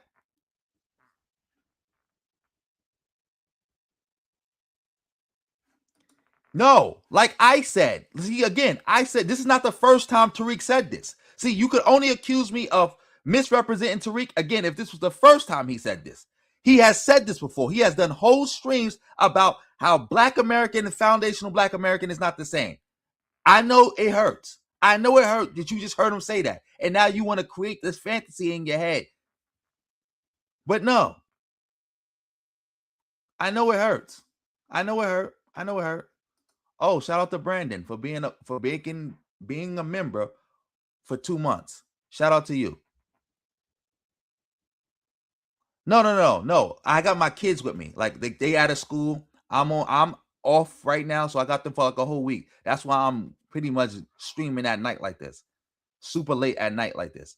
But I'm pretty much probably this weekend on Monday I'll be back to regular time. And shout out to you, Brandon, for being a member for 2 months.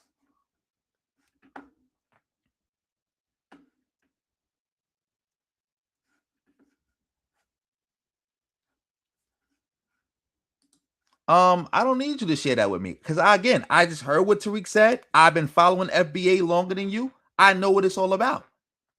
And this is a point I've been making. Like, you ain't hear what I just said when I said I'm happy Tariq has reiterated this because this is something I've been saying, and this is not the first time Tariq has said something like this. But yeah, let's get back to this. Let's let Tariq keep talking. That's a fact. But I'm talking about people that are phenotypically Black.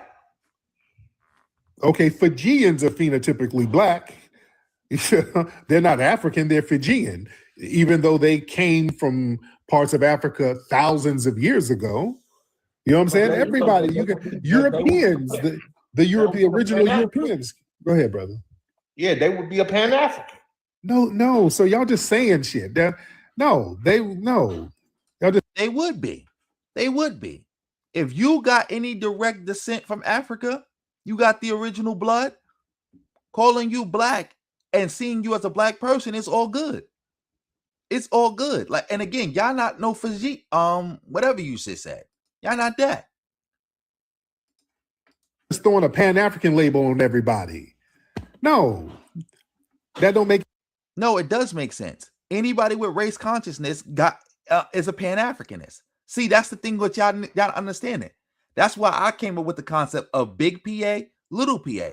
Little PAs is just anybody with race consciousness. Big PAs are people who claim to be Pan-Africanists, and they probably got an ideology that goes along with it. Those are the big PAs.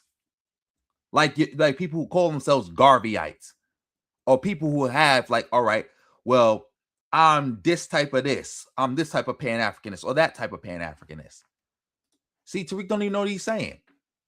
Just like the average American is a capitalist, even though the average American doesn't go around identifying as a capitalist. Any sense, sir? That's not a pan. No. People who ain't got no connection to Africa now is not Pan-African. You know, people just be saying shit. That's what I'm saying. There's no definition. No Africans are here undermining black people in America. That is a lie. That's a lie that Tariq and the FBA hate cult has made up. Stop falling for that. You're an adult. Like, name the Africans that are undermining us. Like, explain how Africans are undermining us. Of Pan-Africanism. The most successful black person in the history of America, father, is African. And he ain't do nothing to undermine black people. Shout out to Obama. There's no real definition of it. People just be throwing this shit out there. You understand? Yeah. Have you dated a woman from Africa? Nah. Really? Nah, I ain't never been with nothing but a black American woman. Oh, okay. All right. I mean, you really. I'm talking about no Hispanic, no white woman, none of that. Straight black American women. So you never dated a woman from there. You've never been there. Only women I've been with in my life is all black American. Okay, so you've never been to Africa, never dated a woman there, don't have any connections there. So what's the benefit of you being a Pan-African? Again, being a Pan-Africanist is not about a benefit. And you don't need to date nobody there. You don't need to want to go there. You don't need to have been from Africa to be a Pan-Africanist. And you're right, Mighty One and Strong. Tariq just said everybody's an African, but FBA is not African. This is what I said before the other day too, about all these bozos. They everything under the sun. Because if you let Tariq and them talk, they the original samurai, they the original Vikings, they the original Romans, they the original Greeks, they the original Hindus, they the original Mongolians, they the original Persians, they the original everything. They the original Aztecs, they the original Mayans, Inca, they the original Cherokee, they the original everything, but they not African. They the original everything, but not African. I mean, it's just like this though, right? The way I see it, bro, is this. You know, with people saying that they delineating and things of that nature, bro, I feel that that's doing the work of the colonizers, man. How so? Because, like, let's be honest. You know, the colonizers want to see division, bro. You know what I'm saying? Because at the end of the day, when they see that division, they feel like, hey, that's one of delineation. Stop it. Delineation doesn't mean division. Yes, it does mean division. You and y'all even said that before. Y'all said it means division. Y'all said it means division. It's directly division. Because again, black people have been on this land for 500 years. The first enslaved Africans brought to this land were brought here in 1526. It is now 2026. For 500 years straight, plus unbroken, the black identity in America was race. We have had a racial consciousness. You are coming in now trying to interject what you would claim to be an ethnic consciousness. And not only that, you are saying we need to do away with the racial consciousness altogether. That is division. That is division. And y'all trying to justify that by saying that Africans are here undermining us and trying to steal our reparations.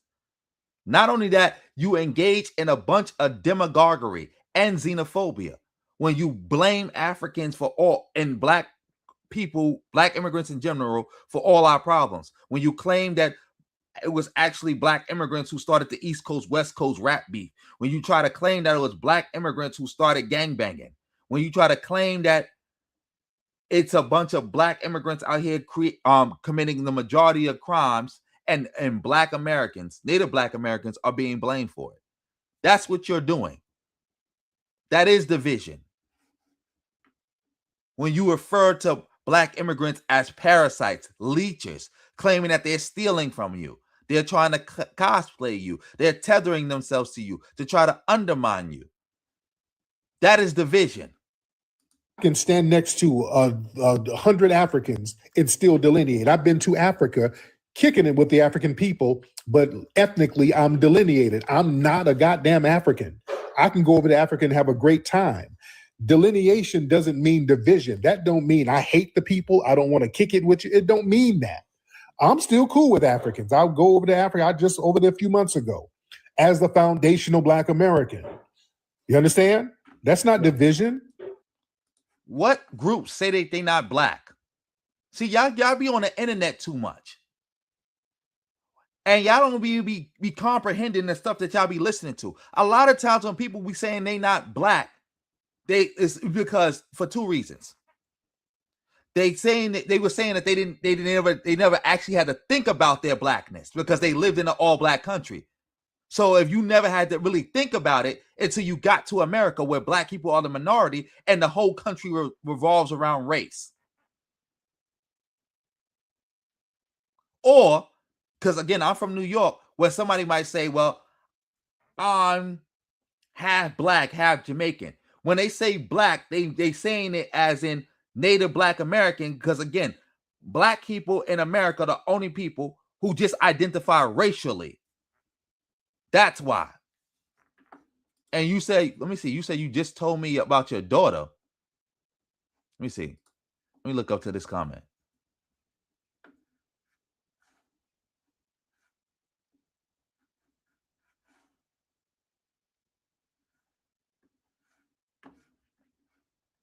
Again, you said that's happening. I'm not even gonna say you lying. Even though I'm you probably blowing it out of proportion, I will say that. But again, how do you know them kids is not saying that? Because they heard they've been listening to Tariq Nasheed and they just repeating after him, saying we not black. Because Tariq said we not black. How do you know that? How do you know? See, this is again. Now we in a position where you don't know who's saying what because you don't know who learned what from who. You don't know.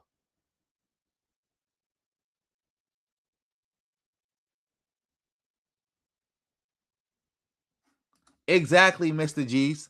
Exactly. That's what I just tried to explain.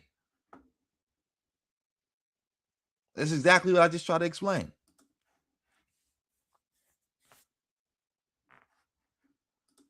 Yeah, I think there's some cap going on too, because that's too many different groups of black people.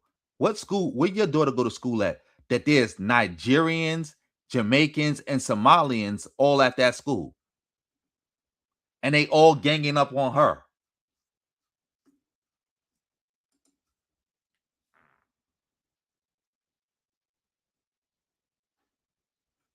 You say you know they got it from somebody? Well, until we know where they got it from and why they saying that, then we don't know. We don't know. We can't. I can't do the speculating. See, you the one who brought that up, and then you saying you don't know. In Vegas, yeah, I can't attest to that. But yeah, we gotta move on. But do you feel that at the end of the day, right, when the smoke clears, that y'all are the same people? No, we're not the same people. And that's okay. We're different ethnically. We're not the same people. They're not the same people over there. That's why do you think they got a gazillion tribal groups over there? If you were the same people, they wouldn't have a gazillion tribal groups there. Right? I follow you. Right. Well, we're not the same. ethnically, we got a different disposition. We're not the same. We are the same. Again, in America, we only deal with race. So we are the same. We don't, again, that don't got nothing to do with us. Again, why y'all keep bringing up other places? We talking about America. You're trying to delegitimize how we do things in America by pointing out about how other people do things other places. That's like trying to delegitimize the white identity in America by pointing out in Europe, they don't all just see each other as white. They don't all just see each other as white or talk about each other as white. They got smoke. Talking about, well, there ain't no such thing as white because don't you see that war going on between Ukraine and Russia right now? Don't you see that war? Don't you see that division? Okay. Don't you see the division in the Balkans? Don't you see all that division in the Balkans? Ain't no such thing as white. They not all the same. What that got to do with America? What that got to do with America? That's why we do things differently as an ethnic group. Yeah. There's no Beyonce or Luther Vandross or Michael Jordan over there. No disrespect. You ever One, the reason why those people are over here is because we live in the media capital of the world. Somebody could be 10 times the basketball player Michael Jordan was, and they're never going to be known because they don't live in the media capital of the world. Just like I'm a New Yorker. New Yorkers, there could be people outside of New York. There was a time where if you didn't come to New York, no matter how talented you was never going to break out. You was never going to break out. So you had to come to New York, and you had to be accepted by New Yorkers to be seen as great. There was a time where the only great black people you ever heard about was New Yorkers. That was it. So you could have been 1,000 times more talented than black people in New York, and you could be from Mississippi, but nobody would have ever heard about you because you live in Mississippi, and New Yorkers live in the media capital of the world. Not just the country, of the world. Like in America. There could be a triple homicide right now tonight in Memphis, and people in Nashville probably wouldn't even hear about it, even though they in the same state. Somebody could get slapped on a train tonight in New York, and the whole country going to hear about it. Because every news station is going to be like, well, today on the MTA, somebody got slapped up. Like, think about it. Every time somebody get cut, beat up, slapped up on the MTA, and they make New York news, it always make the news for the whole country. Also, to my point, a lot of these people you naming is not even from America. First of all, none of these people you naming identify as FBA. You just putting that FBA title on them, which you shouldn't be doing. Second, a lot of these people you naming are from other places. Like, for example, Beyonce. Both her sides of her family would not be considered FBA. Remember, you said Creoles are not FBA. Her mother's Creole. Her father's side of the family is from the Bahamas. Matter of fact, we might have to play that clip of her father repping the Bahamas. But we don't let Tariq keep talking. Talking about ain't no other place. Like, again, you from Alabama, Tariq. You think anybody in Alabama produced what New York produced? And again, there could be way more talented people in Alabama than they are in New York. But because they in Alabama, they never going to get the limelight. Like, think about Atlanta. The reason why Atlanta got all this limelight that it's getting right now is because New Yorkers put it on them. Remember, New Yorkers stopped signing New York rappers because there was so much beef in the streets in New York. Nobody from New York wanted to sign any New York rappers. So they started going down south and signing all the New York rappers.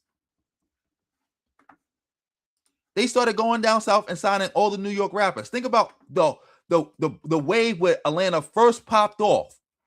Most of all of them was signed to a New Yorker. And it was New Yorkers using that New York media clout to push them.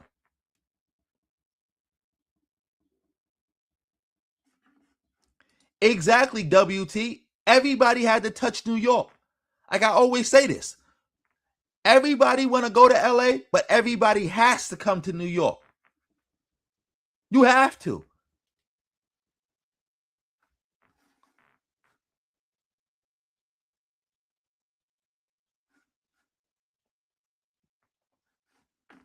Yeah, but we don't let him finish up. Sam? Yeah. We have our own unique culture and ethnicity, and that's fine. Right. You feel me? So let me ask you this question. Do you agree that the greatest threat to us all, though, is white supremacy? Yeah, that's the only major threat.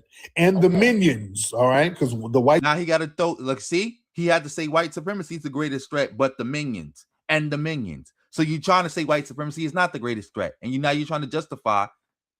Matter of fact, you trying to say that you trying to make black immigrants an equal threat to white supremacy. So now you're justifying spending all your time attacking them. You said last question. Let me see. No, they're not the same culturally as immigrants. But black people around the country are not culturally the same as each other. You think people in Detroit are culturally the same as people in Oakland? You think people in LA is culturally the same as people in Miami? We're not culturally the same. I'm from New York. Ain't no place in America is culturally the same as New York. New Jersey is not even the same. Not even close.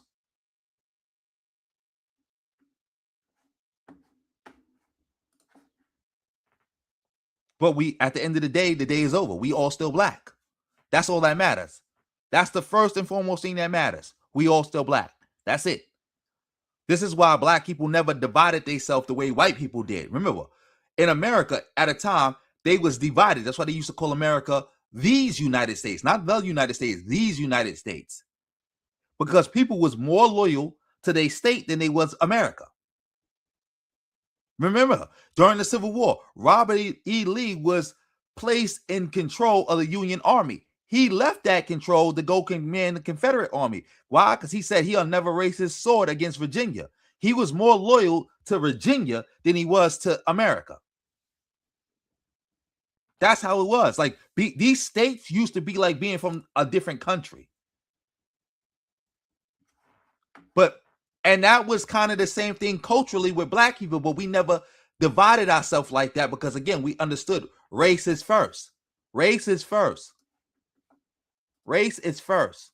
White supremacists like to use minions against us. And the most easy minions to get against us and the buffers to get us are people who got melanin. So they let over these melanated people who they say look like us and is us, but they don't have the same spirit or the same disposition as us, and they'll set them and put them in places to undermine us.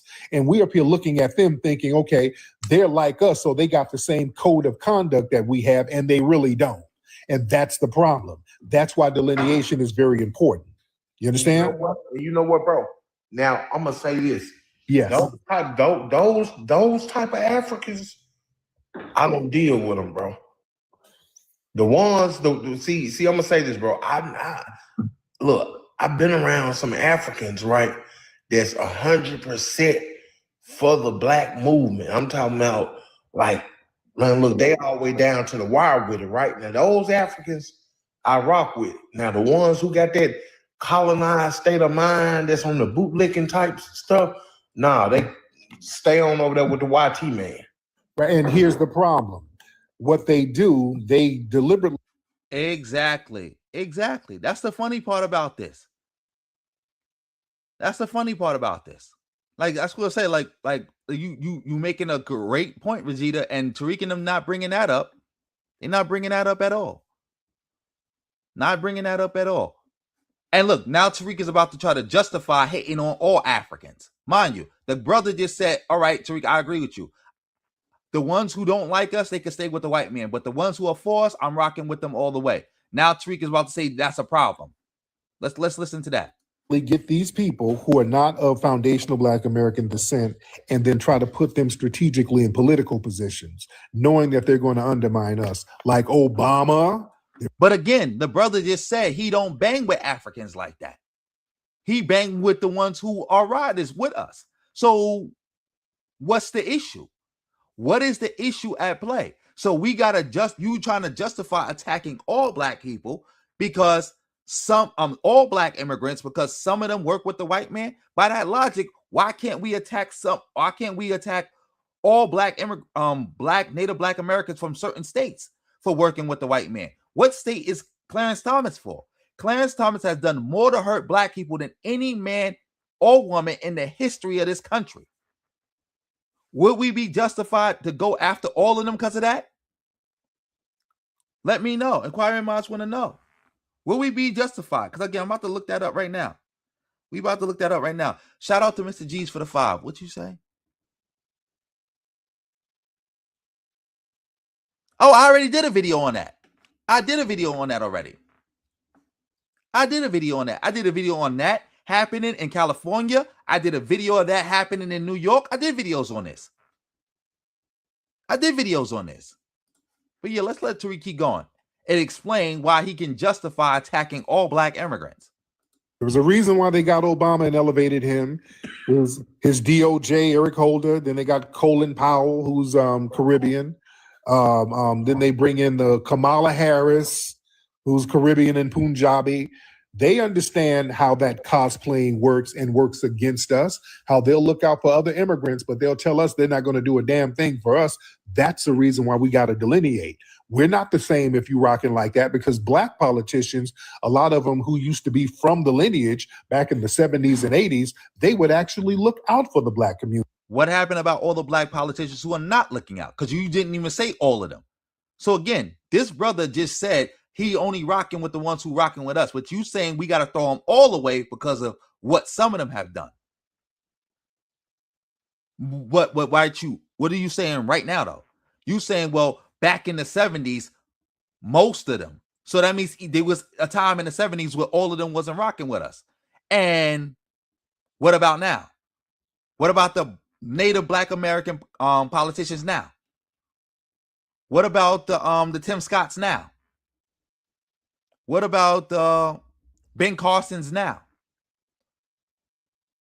What about, again, the Clarence Thomases now? What about them now? Maynard Jackson, Marion Barry, Harold Washington, Coleman Young out of Detroit. They would actually do things for the black community. All of a sudden, we get these tethers who are in office, and the black community is gutted, and all of these. Tether is a slur. And who believes that? Who believes that? Who believe a bunch of black immigrants got into office and then just gutted the black community? I thought y'all used to say integration gutted the black community. I thought y'all used to say black feminism gutted the black community. Now it's the immigrants. Every time you turn around, it's a new group that gutted the black community. These immigrants are coming in getting funded. That's not by accident. And then we look up and see the Wes Moores and the Byron Donalds and all of these people with Caribbean backgrounds and African backgrounds. So yeah, we're going to say something about that because that's a pattern that we can't ignore no more. Yeah. What's the pattern with, like, you could find this, you could justify this with anything. Like, Tariq, you know you married to Peanut, right? You know Peanut is biracial. You do know there's a bona fide track record of biracials undermining black people. Like, undisputed, undeniable. Even going back to slavery. You know the majority of all slave rebellions failed in America because biracials sold them out, right? It was biracials who sold it out. Like, who sold out Denmark Vesey? Biracials. Who sold out the 1811 Germans? What is it called? 1811 German Coast Slave Rebellion. Who sold that out? Biracials.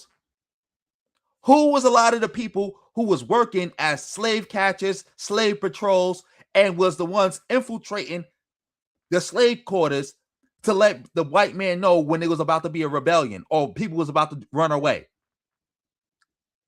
Who was the one undermining and finding out all this information, working as a double agent? It was biracials. It was biracials. That's a fact. Who were the ones who was undermining reparations right after slavery? Biracials. Who were the ones undermining black nationalism after slavery ended? Biracials. Every movement you can find biracials undermining it every time without exception. Who's the main group undermining black people right now that you see being human shields? Biracials with white mothers and black fathers. Like the majority of biracials you see talking crazy about black people, they got a black father and a white mother. Like, can I now, using all that information I made, then turn around and attack people like Peanut, saying that all of them gotta go? Would it be fair for me to say that? No, it wouldn't be fair for me to say that. It wouldn't be fair. But you're saying this right now about black immigrants. And the examples you're giving don't even make sense. All those people you named never undermined the black community. They pushed the black community forward. Barack Obama, like I said, is the most accomplished black person in American history. Kamala Harris is the most accomplished black woman in American history. A lot of those black people you naming are the first black person to do those jobs, opening the door for other black people to come behind them and do those jobs. So what are you talking about? Yes. Yeah, I'm listening to you, bro. My man. Wait, time out. I think we got another donation in the building. Oh, shout out to That's Amazing for coming through with the 5. Yeah. Westmore doesn't do Governor Westmore don't do nothing for the black community. Like, this guy's a bozo. And another thing, Governor Westmore's family lineage go back to the American Revolution. Governor Westmore's family fought in the American Revolution. But because he's a Democrat and you don't like it, Democrats, because you're a Republican shill, you want to attack him. Even though it goes against your whole concept of FBA. All you need to do is trace your family back to somebody who was in America before 1870. Can't make that up. Again, shout out to you for the 5. All right, brother. So let me ask you this though. So did you support Trump in the election? No, I didn't even vote. I didn't vote at all in the last election because nobody was giving any. Tariq is a liar. He did vote. When he finished talking to this brother right now, I'm gonna show you how to prove that Tariq Nasheed did vote. Oh, shout out to Fahim in the building. Thank you for the fire emojis. Tariq did vote. Nobody listening to Tariq. He did vote. He's a liar. He's a stone cold liar. He did vote. Tangibles. Nobody was giving no tangibles. Yeah, I didn't vote. I damn sure didn't vote for Trump, and I wasn't voting for Kamala either. Because a person can't tell me that dude ain't much worse than Obama. Yeah. I didn't vote for him either. I don't rock with him either. Yeah. So there it is. All right, brother. But thank you so much, greatness. Thank you, sir. All right. Okay. Come on now. Yeah, we yeah. No, man. Let me see. Shout out to everybody for the gifts. Thank y'all, people.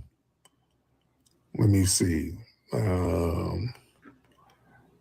Lavish. What's up, Miss Lavish? Lavish, hop on in, Lavish. Miss Lavish Taylor. Lavish, hop on in, Lavish. I see you got a Nigerian and Dominican flag. What's up? Oh, yeah. I'm about to show y'all this right now. Oh, shout out to 24 for coming through with another 10 pounds.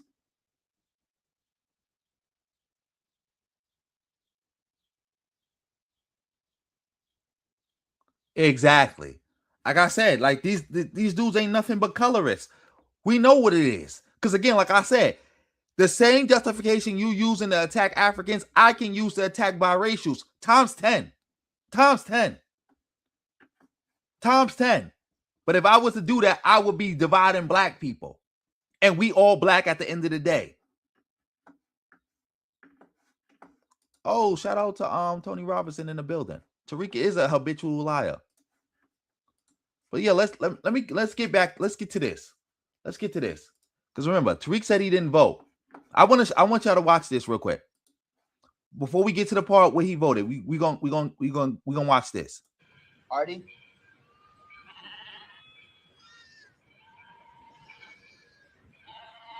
What is it? A Judas goat. Didn't you ever see one? No, what does it do? Watch and you'll find out.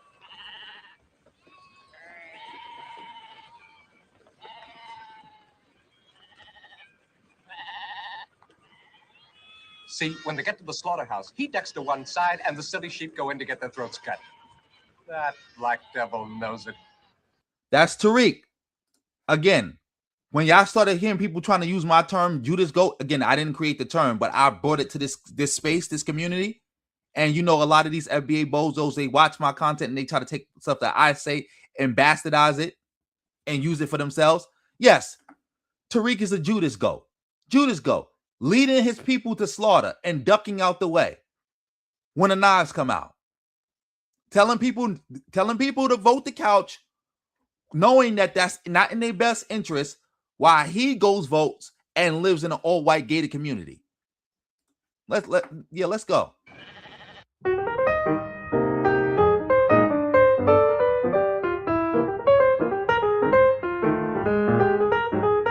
Channel and also donate on the screen. This is don't Tariq not voted early. Nasheed, the one who told you not to vote in this general election, he voted in this general election. That's right. Look on your screen. That's a mail-in ballot by Tariq Nasheed. He even voted. Look, mail-in ballot by Tariq Nasheed. Mail-in ballot. This is from Tariq. He even voted early. He voted early. And I don't want nobody to say, well, oh, you're making this up. What proof that is? There's the proof right there. You got to put his information in.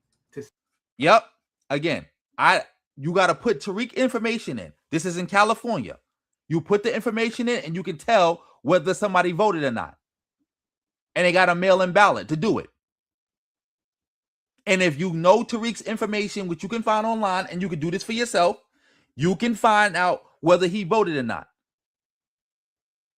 And nobody can't say, oh, how do you know? You know it, you know the mail-in ballot went to the house, but how do you know it's for Tariq? It's for Tariq. Because you got to put in their name, their birthday, and their last name, and their address. Nobody else can request this mail-in ballot but Tariq Nasheed. The only way Tariq can say he didn't vote is if he's saying somebody committed fraud by pretending to be him and getting a mail-in ballot from sent to his house and filling it out, pretending to be him, and then mailing it off. Because as we're going to keep watching, watch this. See this. And I have his information. So I put it in and boom, that's him. The same man who told you not to vote in this election voted in this election. Not only did he vote in this election, he's also a registered member of the American Independence Party, a fake party that likes to pretend like they're not really Republicans, but they're really Republicans. They don't actually run candidates. They support every Republican candidate. If you even go to their website, like I did, the first thing that you see is Trump's victory speech. And that's how you know this is the perfect party for Tariq Nasheed, and it represents him perfectly. A bunch of Republicans sitting around, shilling, pretending that they're not Republicans, that they're actually independent, and they actually want to see which party is best or whatever nonsense they spew, but they really just Republicans and they pro-Trump in every way. Now, I want you to watch this clip. It's about 2 minutes long. You need to see this, and I'll be right back when it's over. You look historically speaking, Donald Trump is now under 50% in the national popular vote, barely under 50%, but he is under 50%. And I want to take a look and compare his popular vote victory to those historically speaking over the last 200 years. His popular vote victory ranks 44th out of 51. That ain't exactly strong. Some might argue that is weak, weak, weak in the words of Tony Blair. In fact, his popular vote win at this point is the weakest going all the way back. You have to go all the way back to 2000 to find a weaker one, a smaller popular vote victory than Donald Trump currently has. So yeah, Trump has won the popular vote, but it ain't all that, my dear friend John Berman. You know, George W. Bush had a bigger popular vote in 2004. And if you're looking at a combination of popular vote and electoral college vote, look, Obama twice had bigger popular vote and electoral college vote victories. And Joe Biden did as well. Joe Biden's popular vote victory twice as big, electoral college victory a little smaller.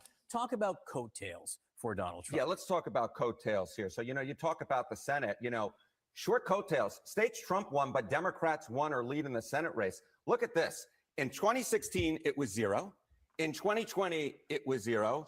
In 2024, look at this. 4 states where a Senate Democratic candidate won, even though Donald Trump won. We're talking about Nevada, Arizona, Pennsylvania, not Pennsylvania, Michigan and Wisconsin. That is 4 states, and Pennsylvania we still haven't called yet. That could be 5 if Bob Casey is able to mount the comeback. But even if Casey loses and Dave McCormick wins, we're talking about 4 states. In fact, I went all the way back through the history books, and this is the most Senate races that the Prez Winners Party lost in states the president won since 2004. Again, you have to go all the way back since the early 2000s to find a historical note that matches what's going on right now. So yeah, Donald Trump won, but there weren't exactly all that many Republicans, or at least fewer than you'd expect historically, who rode around in that victory car with him. What about the House? What about the House? Well, we're talking about a historically small majority potentially for the Republicans. The GOP would have a record small majority if the current House results hold. The GOP would be at 221. The Democrats would be at 214. You have to go all the way back before there were 50 states in the union to find a smaller majority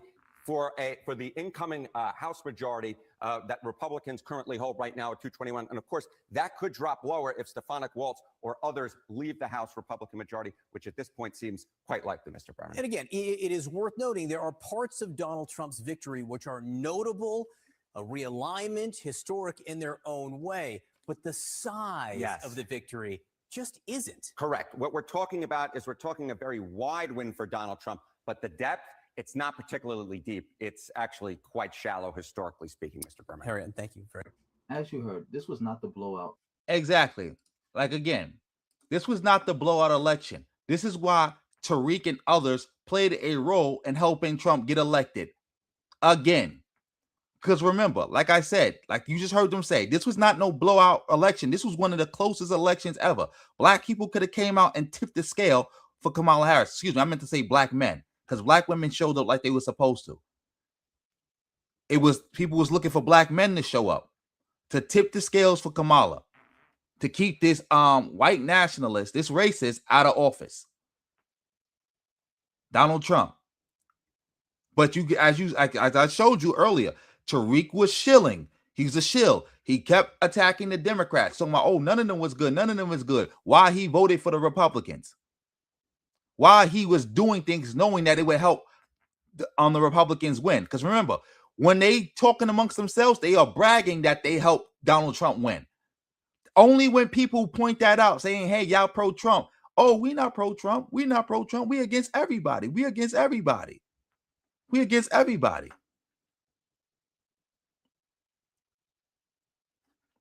Exactly, Fahima. Exactly.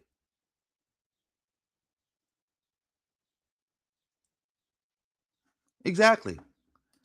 Tariq has never voted the couch. That's a lie. That was something he was promoting to the other people. Because like I told people, voting for Donald Trump is Trump support. Voting for anybody other than Kamala Harris is Trump support. Not voting at all, is Trump support. No matter what of those 3 things you convince somebody to do, you convince them to support Donald Trump. And Tariq knows that. That's why he felt like the easiest way to get people to support Trump is just to convince them not to vote at all. That was a play. That was a strategy. That was a strategy. And as you can see, they used it and it helped put Trump over the top and he won. And he won. Can't make this up. Can't make this up at all. This did not have to happen. Now we back in Jim Crow 2.0, and now they trying to take us back to Jim Crow. No, not Jim Crow. Excuse me. We're already in Jim Crow 2.0. They trying to bring us back to Antebellum 2.0. For all you don't know, they trying to. You had the Alabama, where Tariq is from, Alabama Speaker of the House talking about how they going after the 14th Amendment. And if they get the 14th Amendment, we back in the Antebellum South. Because there was 3 Reconstruction Amendments. The 13th Amendment already had a hole in it, a loophole in it that racists have exploited to the max. The 15th Amendment wasn't fully realized until we got the civil rights legislation. Now that the civil rights legislation has been gutted, the 15th Amendment has been gutted effectively. Now the only other amendment they got to get is the 14th Amendment. And once they get that 14th Amendment, we back in Antebellum South. Antebellum 2.0. Because the Antebellum South didn't truly end until we got the Reconstruction Amendments. So if they get the 14th, we back. Matter of fact, let me see something. Let me play a little bit more of this. That we were led to believe it was, or what people thought it was, the first week after the election. And now that more and more votes are being tallied and they're being counted up, we're seeing that Donald Trump did not win the popular vote by that much. In fact, I even heard reports that when all the votes are counted, it's a possibility that Kamala could even pass him in the popular vote, and she won the popular vote. I don't know if that's true or not, but that doesn't matter. What matters is what you're seeing on your screen right now. As you see, this is Georgia, the first state to release their full picture of the election. And what do you see? Yeah, let's go to that real quick, because let's end on in fact, yeah. Well, certainly is. Again, this is the Alabama Speaker of the House speaking about trying to get the 14th Amendment gone. An opportunity to look at those congressional districts again gives us a chance at all of them if we get some reprieve from courts, and so we'll see how that goes, and certainly hope that the Supreme Court will overturn Amendment 14 and gives us a shot to revisit those. What would you say from your perspective? I mean, other than Mr. Pro Tem, everyone was relatively silent on the goings-on. What would you say from your perspective is the biggest misconception about what the bills do, and a message that you'd like to see out there? Yeah, that's a great question. I think the biggest misconception is, the thing about it is, people tend to forget what happened when this thing went to court before. We actually, the Republican Party had that seat in, I guess, in Mobile, number 2 seat, that's the congressional seat 2. So the district 2. And so that was one of the things, there's been a push through the courts to try to overtake some of these red state seats. And that's certainly what happened in that one. And with the ruling that happened in Louisiana, we felt like it gave us a chance to maybe regain that seat, but also opened up District 7. So I think that's happened. All we need now is the courts to overturn 14, and we can look at a new election. The thing is, if we did nothing was going to happen. And I applaud the governor for calling us back in and give us a chance to revisit that and look at it. And what happened here in Montgomery in that Senate seat probably should never happen to begin with. And so, of course, I'm at the point that probably none of it should happen to begin with. We got 3 branches of government. It's our job to legislate, to draw those district lines, and for the court to interfere with that. And to be honest with you, I thought it was a slap in our face, because we'd spent hundreds of thousands of dollars in reapportionment drawing those maps. And they let an 18-year-old kid from the university, or I don't know how old he was, maybe 19, send the map in, and they took it without consideration for what we had done. And, the way that the system is set up, that's the job of the legislative body. And I think we've done it in an appropriate way, and it's disappointing that they didn't follow that rule. Well, it certainly gives us an opportunity. Yeah, that's enough of that. It's over. But as you can see, they got the Voting Rights Act, and they immediately redistrict Alabama to get rid of the black representation. Now that he's talking about, let's get the 14th Amendment. They're calling for the 14th Amendment. This is why all those bozos talk about, Trump talking about changing the 14th Amendment. That ain't got nothing to do with black people. Like, yes, it does. Any attack on the 14th Amendment or any changes to the 14th Amendment will have a direct effect on black people. Because it'll open the door for other people to try to gut the 14th Amendment, or it'll just gut the 14th Amendment right then and there. Because again, you don't know what the Supreme Court is going to rule. You don't know what they're going to do. And no matter what they rule, again, if they allow Trump to redefine the 14th Amendment on the fly, why can't they just say, hey, you know what?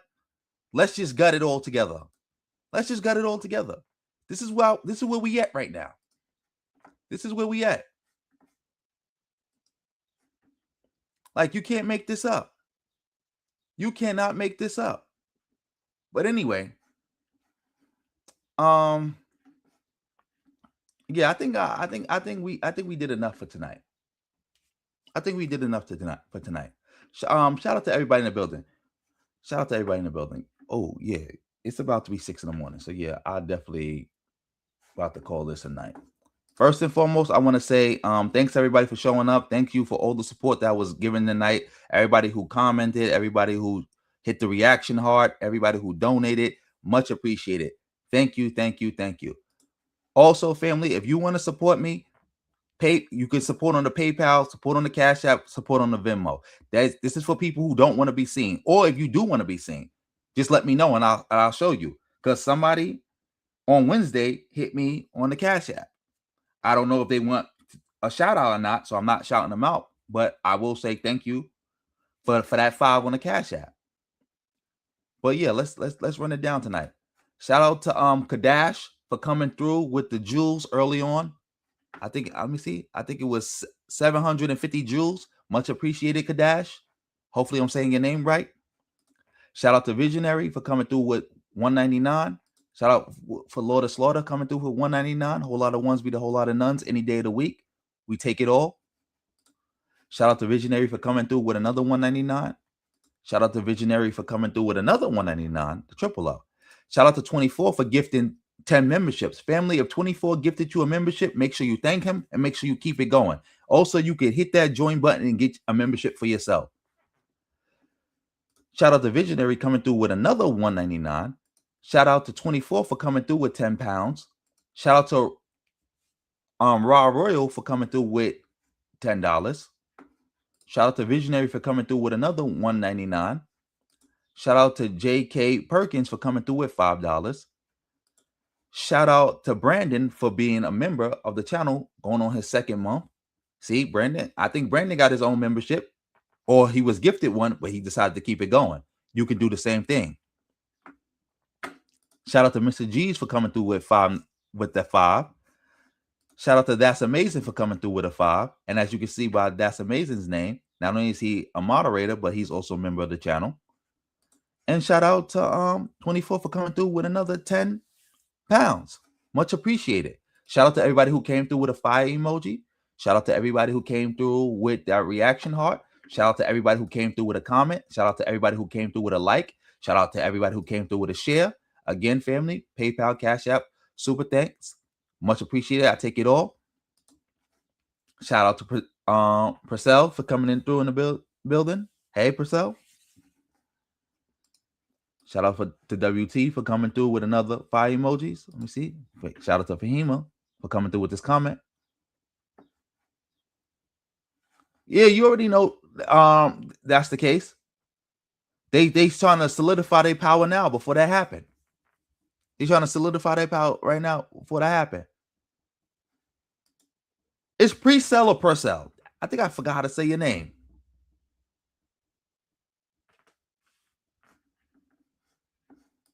Oh, shout out to Brandon. He just gifted 5 memberships. Family, if Brandon just gifted you a membership, make sure you say thank you to Brandon. Thank you so much, Brandon. Thank you so much for coming through with that 5 memberships. Much appreciated. Much appreciated. Much appreciated. But anyway, family, I'm about to end this tonight. Salute to everybody who came through. Thank you so much. Thank you for the fire emoji. But yeah, let me get up out of here. Yeah, pre-sell. I don't know how I forgot your name. I'm sorry. Because again, I'm not too good with names. Don't believe. I didn't mean no disrespect. I'm just not good with names. I'm not good with pronouncing them or remembering them. But shout out to you, pre-sell. Happy to see you in the building. Shout out to 24. Somebody asked me a question. I'm very familiar with Tahaka Bay. Me and him got smoked. He don't like me. He already know what happened. He do not like me. Yes, Benevolent, I'm still doing pre-record videos. I'm still doing them. I haven't been able to do them for a while because I got stuff going on. I got my kids, but I'm still doing them. I am still doing them. I'm probably going to do one today. Shout out to you for even asking that question. And yeah, family, if you want me to do a video for you or touch a specific topic, you can just donate and just ask me to do it, and I'll touch right on it. Thank you for bringing that up. That's right. PayPal, Cash App, super thanks. Just tell me what you want me to do, and I'll do it. Make sure you email me too. My email's in the description box below. Matter of fact, I'm about to drop my email right here. Email me if you got something, if you need to contact me. Let me see. Here's my email. It is my email. Let me see if I could get the email because it's supposed to be in the description box below, but let me just drop it directly so people can see it.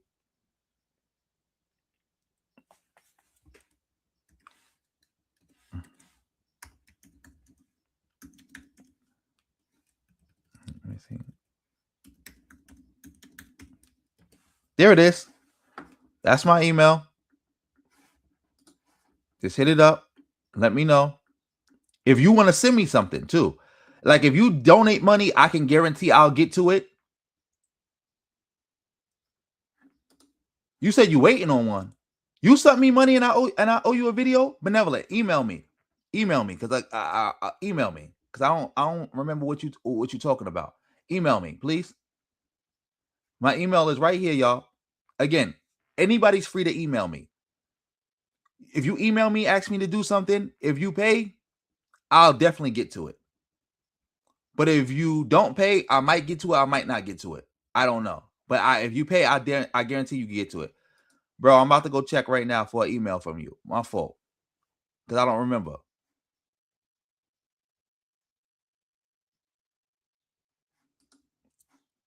Because they pretty much ignoring him. Like, again, they already dealt with the FBA issue. Like, a lot of mainstream media, he's not big enough to talk about. And they already exposed the FBA hate cult and the grift. They already did that. But anyway, it's getting kind of late. I'm getting off this. Remember, family, you could donate for a pre-record video or just request one. And shout out to everybody for all the love and support I got tonight. Much appreciated. Much appreciated. Much appreciated. Go subscribe to my second channel. Let me put that in the comment section. My second channel. Go subscribe over there because I do videos over there too. A lot of times the videos over I put some new videos up there that you don't see over here. Let me see.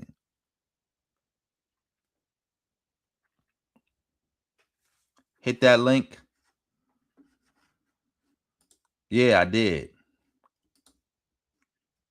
Shout out to you, Lee D. Clinton. Yeah, family, make sure y'all hit that link. Hit that link right there. Go subscribe to my second channel. If you were still in the building and you rock with me, go subscribe to that second channel. Hit that link. Hit that link, please. Much appreciated. Hit that link. And I'm going to end this stream here. Peace to everybody who came through. Much appreciated. And on that note, family, peace.